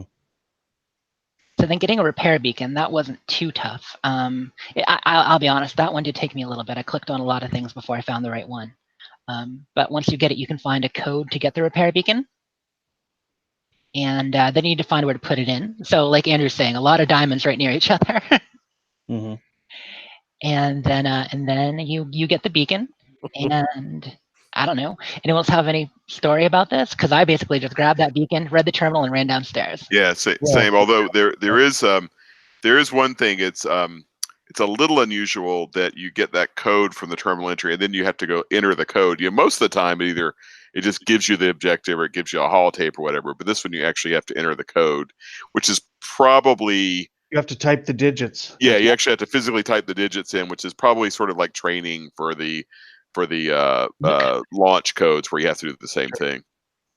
Well, and I think all of the keypads, don't all the keypads in 76 require you to manually enter? Because I know there's one by that you had to do it for a quest. Sam Black. Yeah, that's the thing. Yeah, that's why I was thinking what Bernie said. It's unusual that you have to do. Yeah. Typically, when you read something in a terminal entry, you just advance the objective. This one, you have to get that 5-digit code and go punch in the keypad, which is confusing because the keypad's so close to the terminal. It looks like it's asking you to go to the terminal, when it's really asking you to go to the keypad. Wow. Yep, that took a minute. I remember, to Ray's point though, the locked pharmaceutical closet in AVR Medical. That one you need to also find a slip of paper and type in the number to the keypad. And Tangertown, there's one too. Yep. For a secret room. So there's a interesting dialogue in the terminal about it was from one of the scientists that was first put off that Miss Jackson was put on the team, and then he felt like she was a little too close to the boss, and then I think he started to like her. He realized that she's actually, qualified and smart. And so he comes around, to being on her side, and then realizes that, she's getting set up, and tries to warn her. Yep. And she makes a damn fine cup of coffee. So when I was doing this, one thing interesting that happened was this is a building where if someone else starts the mission and comes in, all the enemies respawn. So I had just gotten the key card, and I'm about to head to the elevator and go down, and suddenly there are ghouls all around below shooting at me, trying to shoot up through the glass floor. And I don't know what's going on. So I took the elevator down to the area where you find the workshop and a large patch of dirt. But quest markers weren't working, and I think the game was confused because of the fact that people had just entered, plus all the patch 11 issues. So I had no quest marker of what to do with that repair beacon. So I went upstairs again. I went down a floor or two. I ran with the people coming in who were like level 15 and 18. And then eventually, when they got to the right point, I went back down the elevator with them to the big room. and put the repair beacon in the yellow thing that now had a mark on it. Oh, yeah. People coming in to confuse the server. Sometimes. Yeah, it's all pretty fuzzy. The quest? Yeah. Quests in general. That's why they give us diamonds. Well, usually they used to. I just remember though that I did run into another player in this during that quest in the Hornwright building, and we allowed each other to live. We silently decided not to fight. I did a hearts emote at them. Yay! Thank you. Yeah. Hearts for the win. I have given the heart emote and gotten shot, so it doesn't always work. So when you put the repair beacon in, you start to hear rumbling, and it tells you to back away. And you hear the voice again that you heard from the speaker earlier, and it seems to be, a robotic voice. And then it gets stronger and louder as it makes connection. And then out of the ground bursts this giant metal. It's like a mining machine, basically, like an auto miner. And you get all kinds of ore from this, which is great. And you kind of learned as you went through about the fact that this was Hornwright's pet project, working on the motherlode autonomous mining that could sense ore and collect it and bring it back. And this is great because you do this, you get all kinds of ore, and you keep that executive key card, which you can then use later in the game. So there's also another key card that you can pick up next to Hornwright's terminal. Oh, the one for his mansion. Yeah, the estate key card is right next to that. There's also an interesting entry in the CEO's terminal about taking care of Sam Blackwell. And it ties into that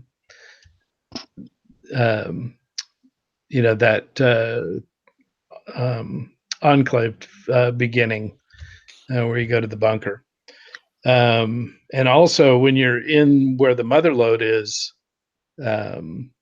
there's a report about Garahan's excavator armor. Oh yeah, and how they're trying to get some of the technology from it. And even though some of the other terminals put it down as talking about how far ahead Hornwright is than Garahan, the actual research shows that they're actually kind of envious of it, and they want some of that technology. Right, because they want to take out the weak link in their opinion, which is the human being, and attach it to an automated mining machine. They think that'll be the the end all be all. Yeah, which is why Hornwright is so anti-union too, because he's trying to remove the humans from the equation to make it as efficient as possible. So he's bringing in the strike bots and actually the strike bots I think were even more Garahan than Hornwright, right? And AMS. But he was trying to automate and get humans out of it entirely, which is why he was so upset with Blackwell and trying to get him out of the page, because he was pro-union and pro-free states. Yeah. And who knew that deep inside the earth are the plans for a combat rifle? Because the motherlode machine dug that up too. Yeah, popped right, didn't it?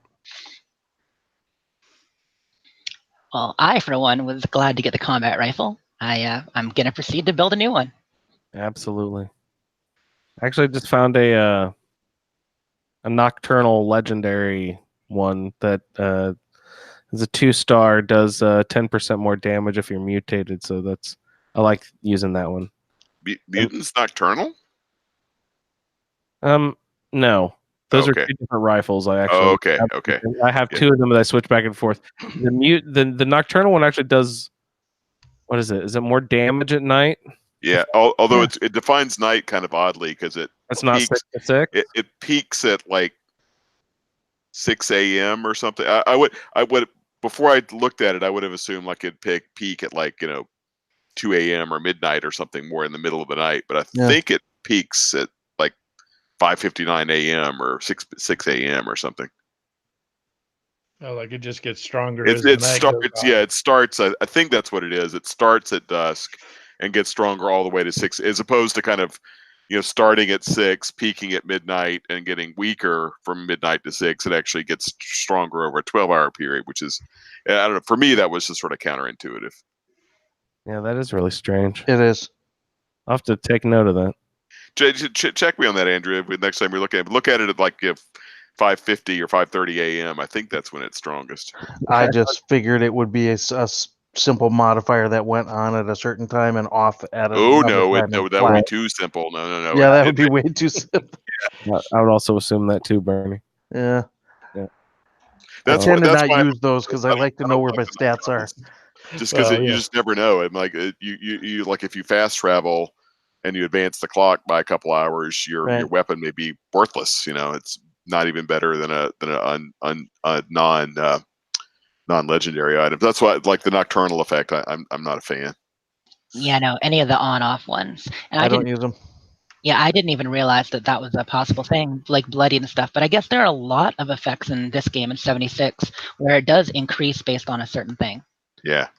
Well, like bloody, obviously, one, it's really super, like, probably OP powerful, but it's also obvious because it's right there on your screen in front of you in your status bar, and it's under your control. So bloody, it's, if you're willing to manage it, obviously it's pretty effective. But some of the other things like bolstering and vanguards, they're okay, but I'm not a big fan of those either. But they all do kind of increase based on where you are on the health bar, where you are. So it kind of makes sense that Nocturnal might be like that. But I always feel it was an on-off switch as well. And mutants is not bad because almost everybody plays. If you play with a mutation, you will get plus 10%. So that one is a binary on-off. I do like. And I had a mutants baseball bat that I was pretty fond of for a while. I forget what the second effect was, but it was pretty good. Hey Pat, we also recently attended a very nice event over there at the Bolton Greens. Yeah, we met some distinguished guests, didn't we? Oh, it was really fun. I'd never one of those SIGUs. I'd never actually succeeded that event before, but I don't. Who else was with us, Pat? Do you remember? Jerry, wasn't it Jerry? Jerry, did we only have 3? I think it was just 3 of us. Yeah, it was definitely good to have a few people in on this because you have to collect a lot of different people. Yeah. I'm not sure you could do it by yourself, and depending on how much time. I showed up and I had what did I have? I had like 14 minutes. That's the standard. I think once you talk to the guy, I think it might be a 2-stage timer, like I think you do the 6 waiters, and then that's maybe like 6 minutes or 8 minutes or something, and then once you do that, then it kicks into, I think, a 15-minute timer for everything else. Yeah, because I was down to just a couple of minutes with the waiters, and one of them's way downhill. Yeah, it's very tricky to solo. And then I didn't realize initially that the Scorched were going to attack them on their way back. Yep. And so all of a sudden you need to repair this guy. I'm like, what? I still haven't got the rest of them. So yeah, there's a lot of little missions all connected to making this shindig happen. And it's a hard one because there are a lot of doors on that building, a lot of areas that you can breach and start wrecking stuff. Yeah, there is. Once you start, you do the waiters and you have to repair the waiters periodically, and then you have to get 6 place centerpieces and 24 place settings. I don't know about the centerpieces, but there's a lot more place settings than 24 on that event area. There's probably 45 or 50 because I was finding them. I was sometimes it'll bug out and the place settings will be there. I think they're not supposed to be there when the event's not active, but I've seen it bug out and they'll still be there. And I ran around collecting junk after we did the event, and there were still a bunch of them just all over the place. I saw the centerpieces around. Now that I recognize them as what they are, I see them at that location, but you can't interact with them unless the event is active. I've seen them for sale at camps a few times, which I don't know if that's I don't know if those will work if you buy them, but it is funny seeing them for sale. No, I had a few left over, and I was like, oh well, I'll just dump these. I'm sure they don't have any value. I was like, and I looked at how much they're worth, but I don't remember offhand. But I definitely thought it was worth enough to hang on to them because I still kept them for a while. Like, oh geez, might try to sell these to a vendor of White Spring or something. Yeah, so the three of us, the waiters are not too bad with three people. Ray's right; they are kind of far flung, but if you have three people chasing after them, it's not too bad. And they have like deadbeat reasons. They're like, oh, I didn't know. I lost track of time. Oh, my break must be over. Yeah. Losers. Track down these deadbeat robots. Get 5 of them back to they're the wait staff of this event. And then after you get the waiters there, then you have to go out and collect the 24 place settings and the 6 centerpieces. I found that there's these little structures that are almost half tents, but they're really more lean-tos than anything. And they looked sort of out of place, like I didn't recognize that structure around before very much. So I was like, oh, I'll just keep hitting those. And I found centerpieces and place settings at almost all of those. I don't know if I'm describing those well enough, or am I crazy? Those do not like just appear for the event. Those little structures are there still, right? All over the place. I think so. Yeah. Yeah. Yeah. I just don't get to that location very frequently.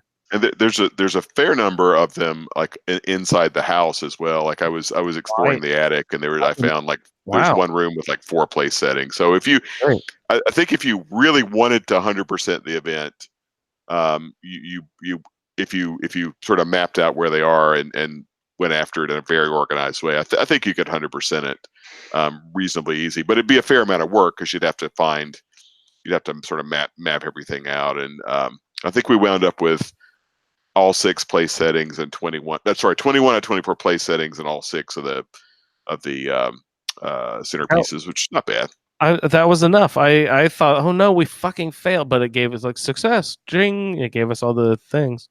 Yeah, I've when I've done it solo, I've obviously done much less, and I forget what the threshold is. I don't know if I know exactly what it is, but it's even you can have even fewer than that. You'll still succeed it. Do you get any extra benefit for 100%? I don't know. I don't know if any of you guys 100%ed it. No. I don't know if they would like give you extra XP or a better, maybe more cap plan or more caps or anything like that. Yeah. I didn't see what my reward was, but fortunately I was joined by 3 other random players, and we did complete it. Actually, we had all 7 of the centerpieces on the tables. Great. And I don't know how many plates we ended up with. I was running around behind that locked door in the little concession area and found a few more, but it completed while I was doing that. And that's all that you're trying to do anyway. So heck yeah. Good deal. Any special rewards for that one? I got a plan for a stem pack. That's not bad. Yeah, that's a pretty pricey plan. Well, and especially if you're Bernie. That and the Radaway plan, those are gold for you. That would be. Actually, no, Struthers is okay with stim packs. I realize I have to keep things in the, most stuff in the stash box. You just can't carry stuff around out there with you because you never know when some jackass is going to come and murder you. Oh yeah, that sucks so bad in survival mode that it takes your health, your aid stuff. Right. Well, which is why camp always has to be nearby, and I'll just keep replacing that camp wherever I need it. Yeah, build small camps and move it around. That's the best way. Yeah. Yeah, that's what I did when I ran my Roundtable character through the first 18 levels in survival. I was doing that. I did not build a permanent camp at all. until I got back into adventure mode. Right. Yeah, I stored everything and just took them out one at a time when I needed them. Yep, similar. Yeah, I camped out near Morgantown so that I would have I would be close to a train station for sort of ease of access and everything. And that actually that by happenstance that facilitated some good muling with I think it was Eric. Was it Eric or Jerry? I think actually it was Eric. It was Eric and Sergio. I think they were helping me mule some stuff from my main character to my round table. Yeah, I think you helped me mule some stuff to my round table characters. There's lots of muling going on last weekend. Yeah. Well, it's nice, right? It gives a nice boost to the round table characters, and plans and things. Yeah, I finally dumped the last of my 2 and 3 star legendaries that I was hanging on to from Urgle Burgle. So I'm finally down with those. So my stash, I just feel loosey goosey, fancy free with down to 300, 400, whatever in my stash. I'm like, wow, I have lots of room to play with stuff. But I'm still at my build limit for my camp because my house is so damn big. That reminds me, Andrew. My main character owes your roundtable character 700 caps. I totally forgot about that. when you were first starting your character and I was muling, I didn't give you your caps back. Yeah. Ooh. Whatever. I'm up in the free float on that loan. It ain't 700 caps isn't a real big deal anymore. It's fine. Jerry mentioned is this the guy that went into the nuke silo with 3 caps and couldn't afford the 4 cap fast travel? Probably not. Well, at least not recently. Jerry mentioned in chat that he got the laser pistol plan from finishing Distinguished Guess when you guys did it. That's a good plan, right? You were just saying, Pat, that you sold yours for like 500, right? Maybe that's where I got it. I thought I got it out of a random safe drop, but it may have been that. That wouldn't be a permanent spawn for there, right? No, I don't think so. No, I don't because I got a stem pack. Yeah, and I've never gotten it there either. But then again, maybe you guys were more. I got a rock. Good one, Charlie Day. I got a little carried away with the scissors. That's some trouble. Incredible. All right. Well, so I never got patrol duty to spawn, but like I mentioned before, my 4-year-old did.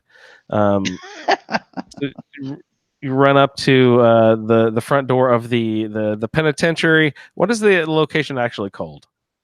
Eastern Regional Penitentiary. The Eastern Regional Penitentiary. It's the very south of the Toxic Valley, not too far from 76 and all that. Just up the ways a little bit there. Is it south of the Toxic Valley or the north of the forest? Yeah, exactly. Yeah, exactly. That area. Points to ponder. Well, we stumbled over to the Grafton event, the parade event, right after, so it's definitely not too far from the Toxic Valley if it is still in the North Forest. But so Mo actually got it to spawn. That was hilarious, and I sent an invite to Eric. I was like, "Hey, over here immediately! Come on!" So we ran around and did. We finally got Distinguished Guests to go. Ray, did you get it to pop too? I did. Finally, took a hell of a lot of server hopping, and I ended up doing it with my gunslinger character. You had a load of different, yeah, because it just wasn't happening with Vitosai, so I switched to a lower level character and to see if that would make a difference, and it still took probably at least a dozen server hops, which I discovered. Just because you hop servers doesn't mean you actually load into a new server. Yeah. Twice exactly. I had it load me into the same one. Yeah, I've had that happen too. What was your indicator for that? Did you notice someone's name on the list, or how could you tell? Well, because somebody had nuked the lumber mill where the mutants are in the far northwest corner of the map. That doesn't usually happen. And so it was uncommon. So when I saw it again, I'm like, well, wait a minute. And I looked, and the same people were there that were there before. Yeah, good indicator. Good indicator. Nice. Yeah, I got it to pop. We were talking about an Xbox chat because it was, I think, the first night you were trying to get it, and you'd already hopped 15, 20 times. And I'm like, I'll let you know when I get it. And this was around 11:15. Well, it popped for me at 11:50, but you'd logged off by then. So I hung around waiting. You get 10 minutes to contact the warden. Yeah, I hopped twice? I think I only hopped twice. So I got really lucky. God. And it didn't pop at the front doors. I went in and I started cleaning up a little bit, and then I went to the back doors to the courtyard, and that is where it popped for me. So anyway, I crouched for about 7-8 minutes. I'm like, Andrew, will you join me? I messaged you, and I put an Xbox chat and let everybody know. But I ended up doing it solo. So I ran to the warden and got it. And this was actually my first time doing patrol duty. Yeah, I'd never done it before either. Yeah. When we were talking about it, Eric in Xbox chat said he did it a lot but when he was looking for handmade plans and doing stuff there. Get mods and you can get plans there. Yeah, because it does give you a weapon plan.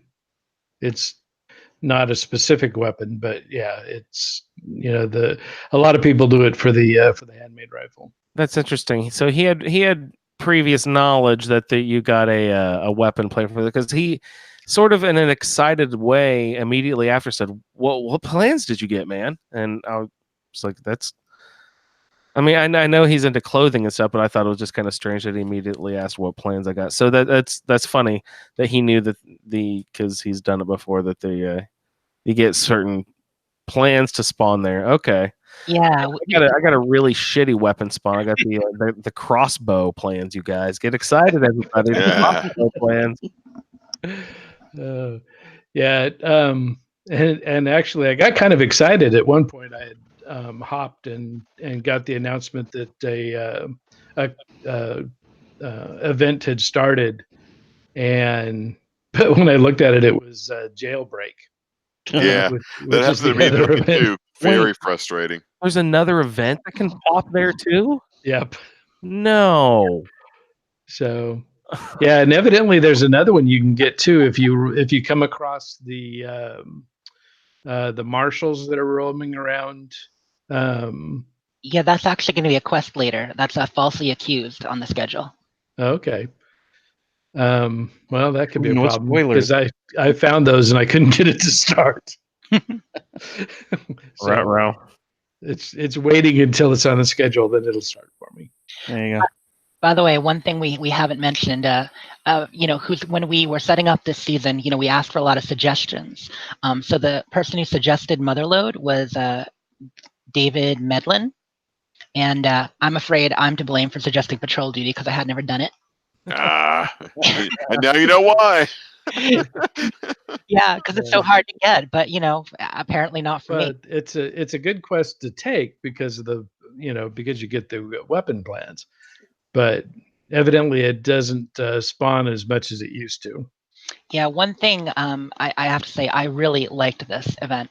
Like, I know it was just a defend event, and technically it's an escort event too, because we're escorting a Protectron through various wings, and as they get stuck on junk piles and pillars and stairs, and it is quite a maze that he walks through. That's why they give you 40 minutes. Once you talk to the warden, you get 40 minutes to complete it. But I actually really enjoyed it. I ran ahead of the robot. I shot a bunch of things down and had a good time. And the reward didn't hurt. Yeah, I made the mistake of when he was going to go out into the yard. I went through the door in front of him, because I wanted to clear everything out. But evidently, my character's position there at the door on the outside blocked him. Shit. And so I lost him, and I couldn't figure out where the heck he went. And I went back inside and couldn't find him. I had taken out a bunch of the super mutants already, just expecting him to come through the door any minute. And so I went out and back in. Finally, I saw him. He came out to the door to the left of the door the double door that you would normally go out of. Oh wow! So he walked all the way backwards. Yeah. It's funny. I think he doesn't have necessarily a set path through A wing and B wing, although I think he essentially does. And just when he hits obstacles, he moves around. But outside in the courtyard, the third section, it's pretty random because he just basically goes wherever the super mutants are shooting. So they can draw him all over the area if you're not careful. Yeah. Fortunately, they were all dead by that time. So. Nice. But yeah, and there are crafting benches back there in the courtyard. So I was running over encumbered the whole time until the end where I found some crafting benches. And the penitentiary, yeah, great place. I'm definitely going back now that I've discovered it. And I got an M79 grenade launcher plan. Oh, no. Yeah, that's one I got. Nice. And I got the 50 caliber mod for the hunting rifle, so I can use a 50 caliber if I want. Nice. Most people say they never want to go back to the penitentiary. Give me a I am in that party. Yeah. Well, it did remind me that that's a hell of a good place for lead. Yeah, and a surprisingly great nuke place for cobalt flux. The surrounding area, the hillsides are just crammed full of plants. It's crazy. That makes I had no idea. I had no idea that there was, and so like, I remember a couple of months ago now, maybe a month ago, Alex and a bunch of people, we all hopped in together I was just like, that's weird. What's the nuke zone up here? And I don't know if Alex may have been responsible for launching it up there. I don't know. But we went around and ran around in there and it was just incredible. I don't recall getting a lot of mass and fluids and stuff, but the actual plant material was just an incredible amount. It was really. Yeah. Well, you have a pretty good number of super mutants that are outside the building. Yeah, you're gonna get those and guys. So those will all be packing. Mm-hmm. So the ghouls are scorched on the inside would be protected, but all those mutants would be good. Yeah, I have to say, with the legendaries spawning a little bit lower at White Springs, people are getting more creative with the nukes. I've enjoyed seeing some of the new nuke zones. We've talked about them the last couple episodes, and it does seem like people are experimenting a little more. That's nice. Mm-hmm. I think they needed that change in order to do it. Otherwise, what's the incentive? Well, it had kind of swung the other way. I mean, it was for a month or more, I saw, nothing but the fissure site getting nuked. Mm-hmm. So I thought people stopped nuking White Springs altogether. But I haven't tried it yet, but I still think Fort Defiance is going to be the place to nuke and get a lot of because if you nuke that and then start the event, you'll get three waves of scorch beasts, and just and each one of those you get 3 or 4 waves of scorched. Yeah, they've got their whole entourage there. You're right. That reminds me. Somebody was talking about how they were just in nuked Morgantown doing collision course. Was that E-Ray or Sergio maybe? Yeah, that the collision course, such the easiest event in the game, just about. You bring your crossbow right to get the points, but they're all scorched conquerors, like level 40s and up to 68. It makes it a lot tougher. Yeah, that'd be fun. Not really tougher, but a little more exciting.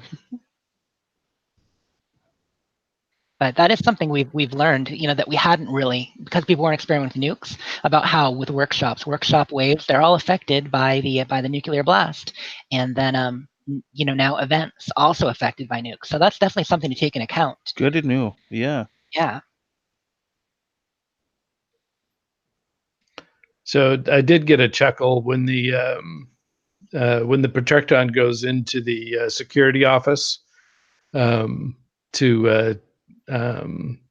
no, when you go into the infirmary, and he has to type the password into the terminal to get through the door.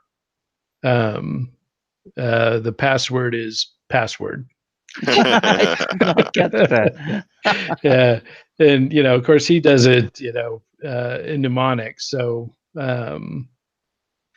he, I forget what P is, but Alpha, Sierra, Sierra. Right. Okay.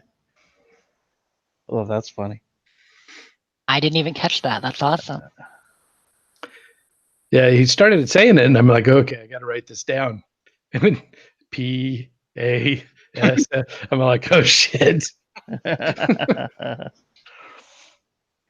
So good to know the infirmary was, highly guarded.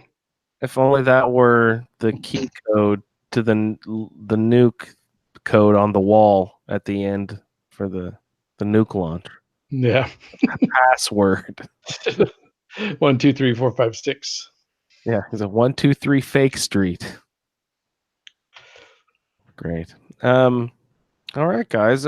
We looks like we got through our quest and the events. Were there anything around that material anybody wanted to mention? Jess, you mentioned that we ran around and got the holotapes together to continue the Overseer's quest. Was there anything specifically you wanted to mention about running around? Because I've got the audio of those holotapes that we can play. No, let's jump into that audio. Morgantown was Morgantown. We just kind of ran around and had fun climbing things, jumping around, shooting scorched. Great. Well, did you find the rooftop poet? Rooftop poet, is that by the trapped area? I don't remember. It's close to the high school. Mm-hmm. There's a really tall building, just kind of catty corner from the high school that has a really high tower. If you can work your way around and climb up, it was a little easier because I had marsupial. But if you get to the top of that building, there's a skeleton that has a pen in his hand and a piece of paper, and it actually has a poem that he wrote, and he identifies himself as the rooftop poet. That's beautiful. I have never seen that. I've been up that building a ways, but not all the way to the top. Anybody else? There's a cash stab. I don't think I have. Another one of those really cool details. Yeah. I definitely have not taken notice. Very cool. I'll try to look that up sometime. I did remember running around up there a lot more than I ever had before. I was like, oh, there's actually a whole pathway to weave between all these buildings and the rooftops over here. Yeah, and it also connects with the monorail system. Yeah, that whole thing's really cool. Like when I first discovered it, getting around on the monorail, and the fact that that reflects real Morgantown, it's neat. And there's a lot of places on the edge of Morgantown that are good for camps too. But there aren't a whole lot of flat areas in the game, as we know and have complained about many times, unless you want to build in the middle of a road. But the south field of Bolton Greens, like where we were just at, and all around Morgantown, there are a few good places. I'm gonna move my camp, you guys. I know that I've been in my assigned place for a little while now, but I need a junk spot just because the 40 millimeter ammo for the grenade launcher is just so junk intensive. It's not just lead, it's like a bunch of other crap, springs and stuff. It's so annoying. And fertilizer, fucking fertilizer. You guys, I gotta build a field. I gotta build a field on a junk extractor in order to build this fucking ammunition. So annoying. But I'm gonna move. I think over by Aaron Holt Homestead. I've never lived over there. I just found out. I think I knew it, but I just remembered that there's a junk extractor pile over there. It's right near where the beehive. Yeah, I was gonna say there's a beehive and the dead guy with the acoustic guitar there. So I was gonna set up like a turret pointed right at the beehive, so every time I load in, the bees don't swarm at me or something. I don't know how we'll deal with that. If you build more than a foundation or so away, they're not going to swarm at you. They're actually not that bad. I've been to camps up there. Nice. But I just love those cranberries so much. Mm. But they don't spawn in every time you do anymore. They've changed how you can harvest stuff, so we'll have to see how often that works. But I definitely need the junk extractor. I have never lived up in that corner, even though I've been really enjoyed my central location. There is a junk extractor just north of where I am at the train station there, so maybe I'll stick around in the central location because that has been great to have a free, extreme centralized fast travel point. That I never, when I was down south, I never really put much thought into it, but like I never had many caps because I was always constantly paying 50 caps to travel to the other side of the damn map.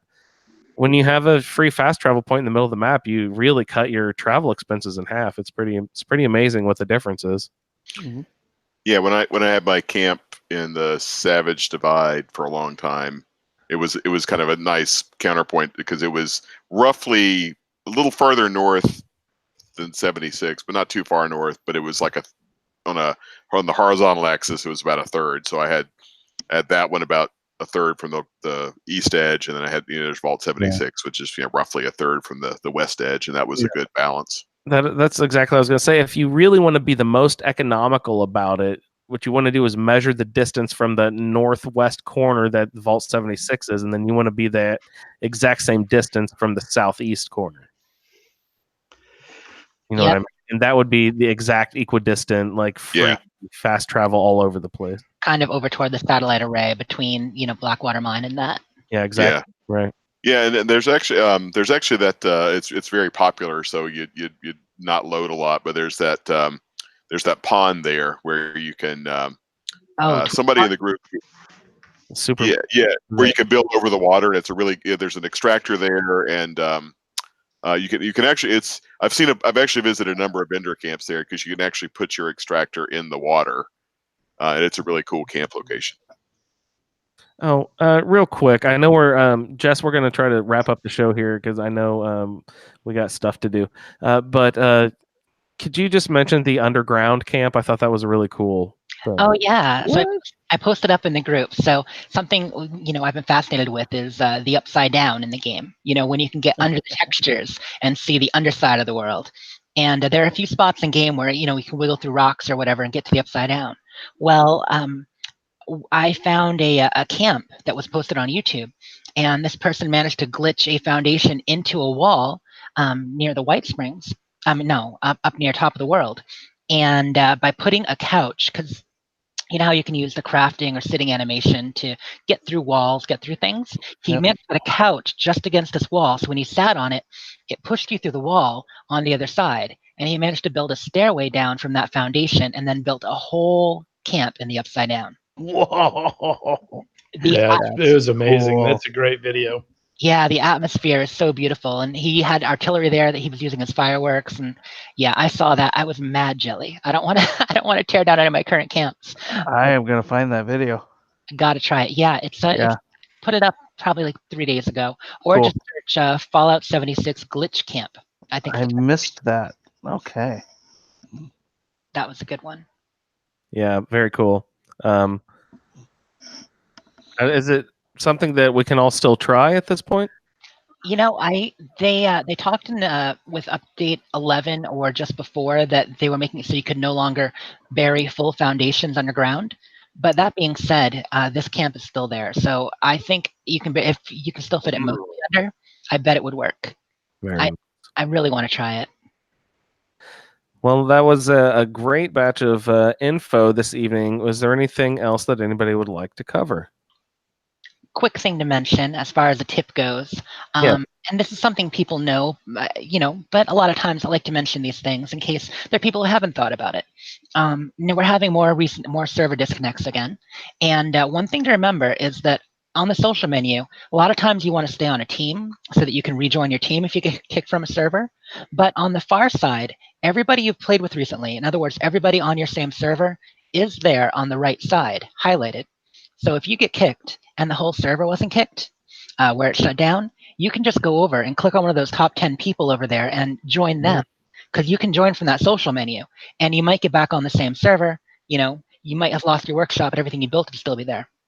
Or, if you've got a nuke zone you were farming and you were halfway through, you'll be back there. So just another way, if you're playing solo, you can get back on the server if you get kicked.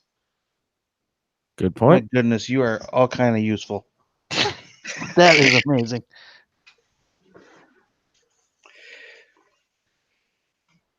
All right. Well, then on that note, we will take this opportunity to sign off for the live portion of the show. But don't go anywhere, because coming up we will go through Radioactive Rebecca is going to check in with us for Fallout Terminal Velocity, a Wicked Shipping. But first, we will visit the Overseer's her story with through high school and college. And then we'll go ahead and sign off the show for the evening. So I'd like to thank first time appearing on the show this evening, Bernie. I thought you did a really wonderful job. It was a great pleasure to have you on the show. Do you have a Twitter or anything that you would like to shout out?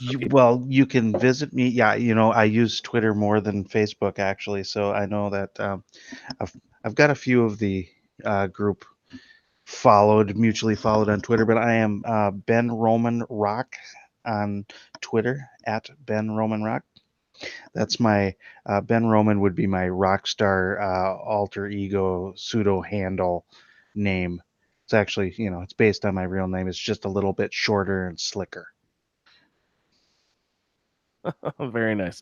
Well, you can find him at Ben Roman Rock on Twitter. You can find her, Jess. Thank you for being on the show tonight. You can find her at Sleep is for T on Twitter. Pat. Indeed. Join for photos. And hey, one more thing real quick. Yeah. This weekend, QuakeCon, Saturday the 27th, 11 a.m. Eastern, Bethesda is doing a Fallout 76 showcase. So Cool. watch more information there on everything upcoming this fall. Oh, very cool. Very nice. Sounds good. You can find him at Selfie on Twitter. Pat, thank you for joining us this evening. And Ray at Ray LB. Ray, thanks for hopping on. Always a pleasure. I'd like to thank everyone for listening to this edition of the Fallout Feed. And you are not hearing the outro music quite yet, but we will get into the Overseer's mission. Thanks, everybody. Night all. Bye. Overseer's personal journal. I was in my junior year when I got the news that Mom died. Mining accident. Everyone in West Virginia has a story like that in the family. Just, you never think it's going to be you. Dad was in pieces. I started living in the library more than before, and I was already there most days to begin with. And Evan, oh, God, Evan. Mom had introduced us just a few months before. Graduated a year ahead of me, just went right to work in the mines. So handsome. Oh, and those arms. What West Virginia girl could resist all that? I can't believe he stuck with me. After the funeral, I didn't want anyone around. But there he was, showing up in the library after his shift with a lunchbox for us to share. Every day. When the career fair came, and I met the people from Vault-Tec, it was like a light turned on. Protecting families, protecting their future, protecting America. The first thing I did when I got the acceptance letter to Vault-Tec University was head over to Mom's grave with Dad. He was happy I was staying in West Virginia. So was I. Overseer's personal journal. 4 years of living, learning, and breathing Vault-Tec. Graduating with honors in the Overseer track. Dad was so proud. Came out even though he was already so sick. I must have impressed the right people because I was offered the next available Overseer slot. I had just graduated. It was supposed to take years. Maybe they knew the war was inevitable. When I learned that 76 was going to be built, I was so excited I jumped right out of my chair and did a little dance around the living room. Appalachia would be safe no matter what happened. Evan chose that moment to propose, a lughead. He knew I wouldn't say no after hearing the news. He knew me better than anyone. Dad died a few months after Evan and I moved in together. He really wanted to walk me down the aisle. Well, I didn't really get to walk down there either, so... I think it's time I went home. I owe Evan that much.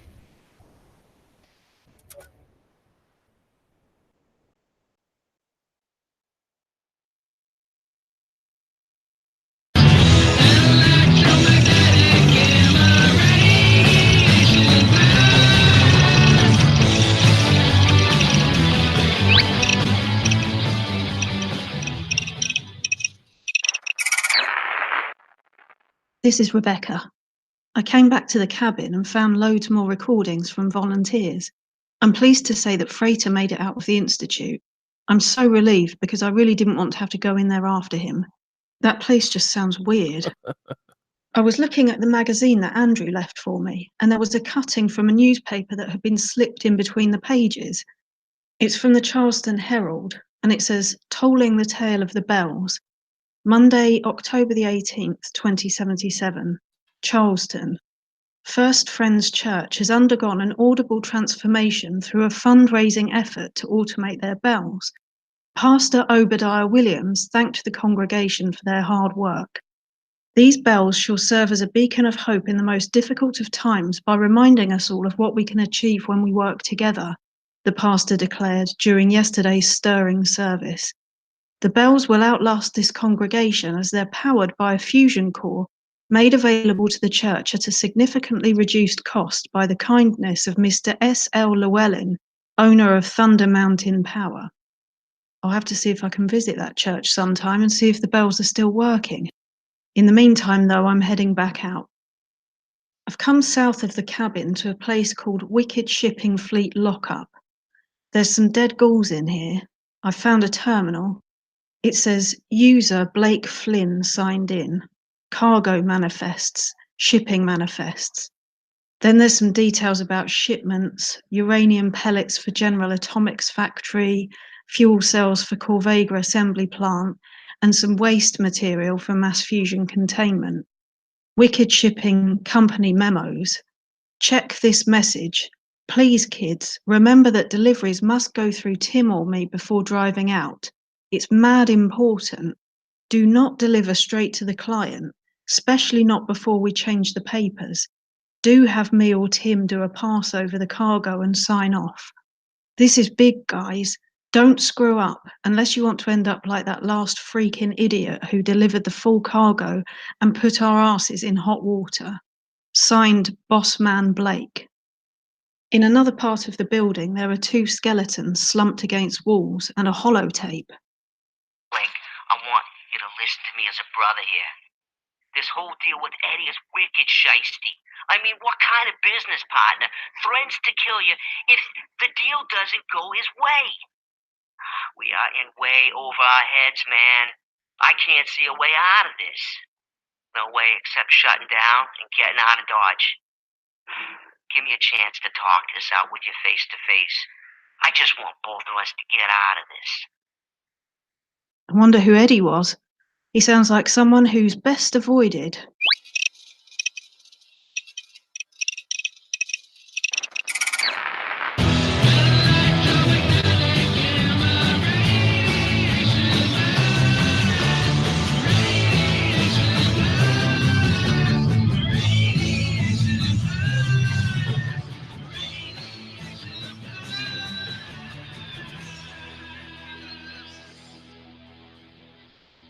To participate in the Fallout Terminal Velocity project, please contact Radioactive Rebecca at falloutterminalvelocity@outlook.com.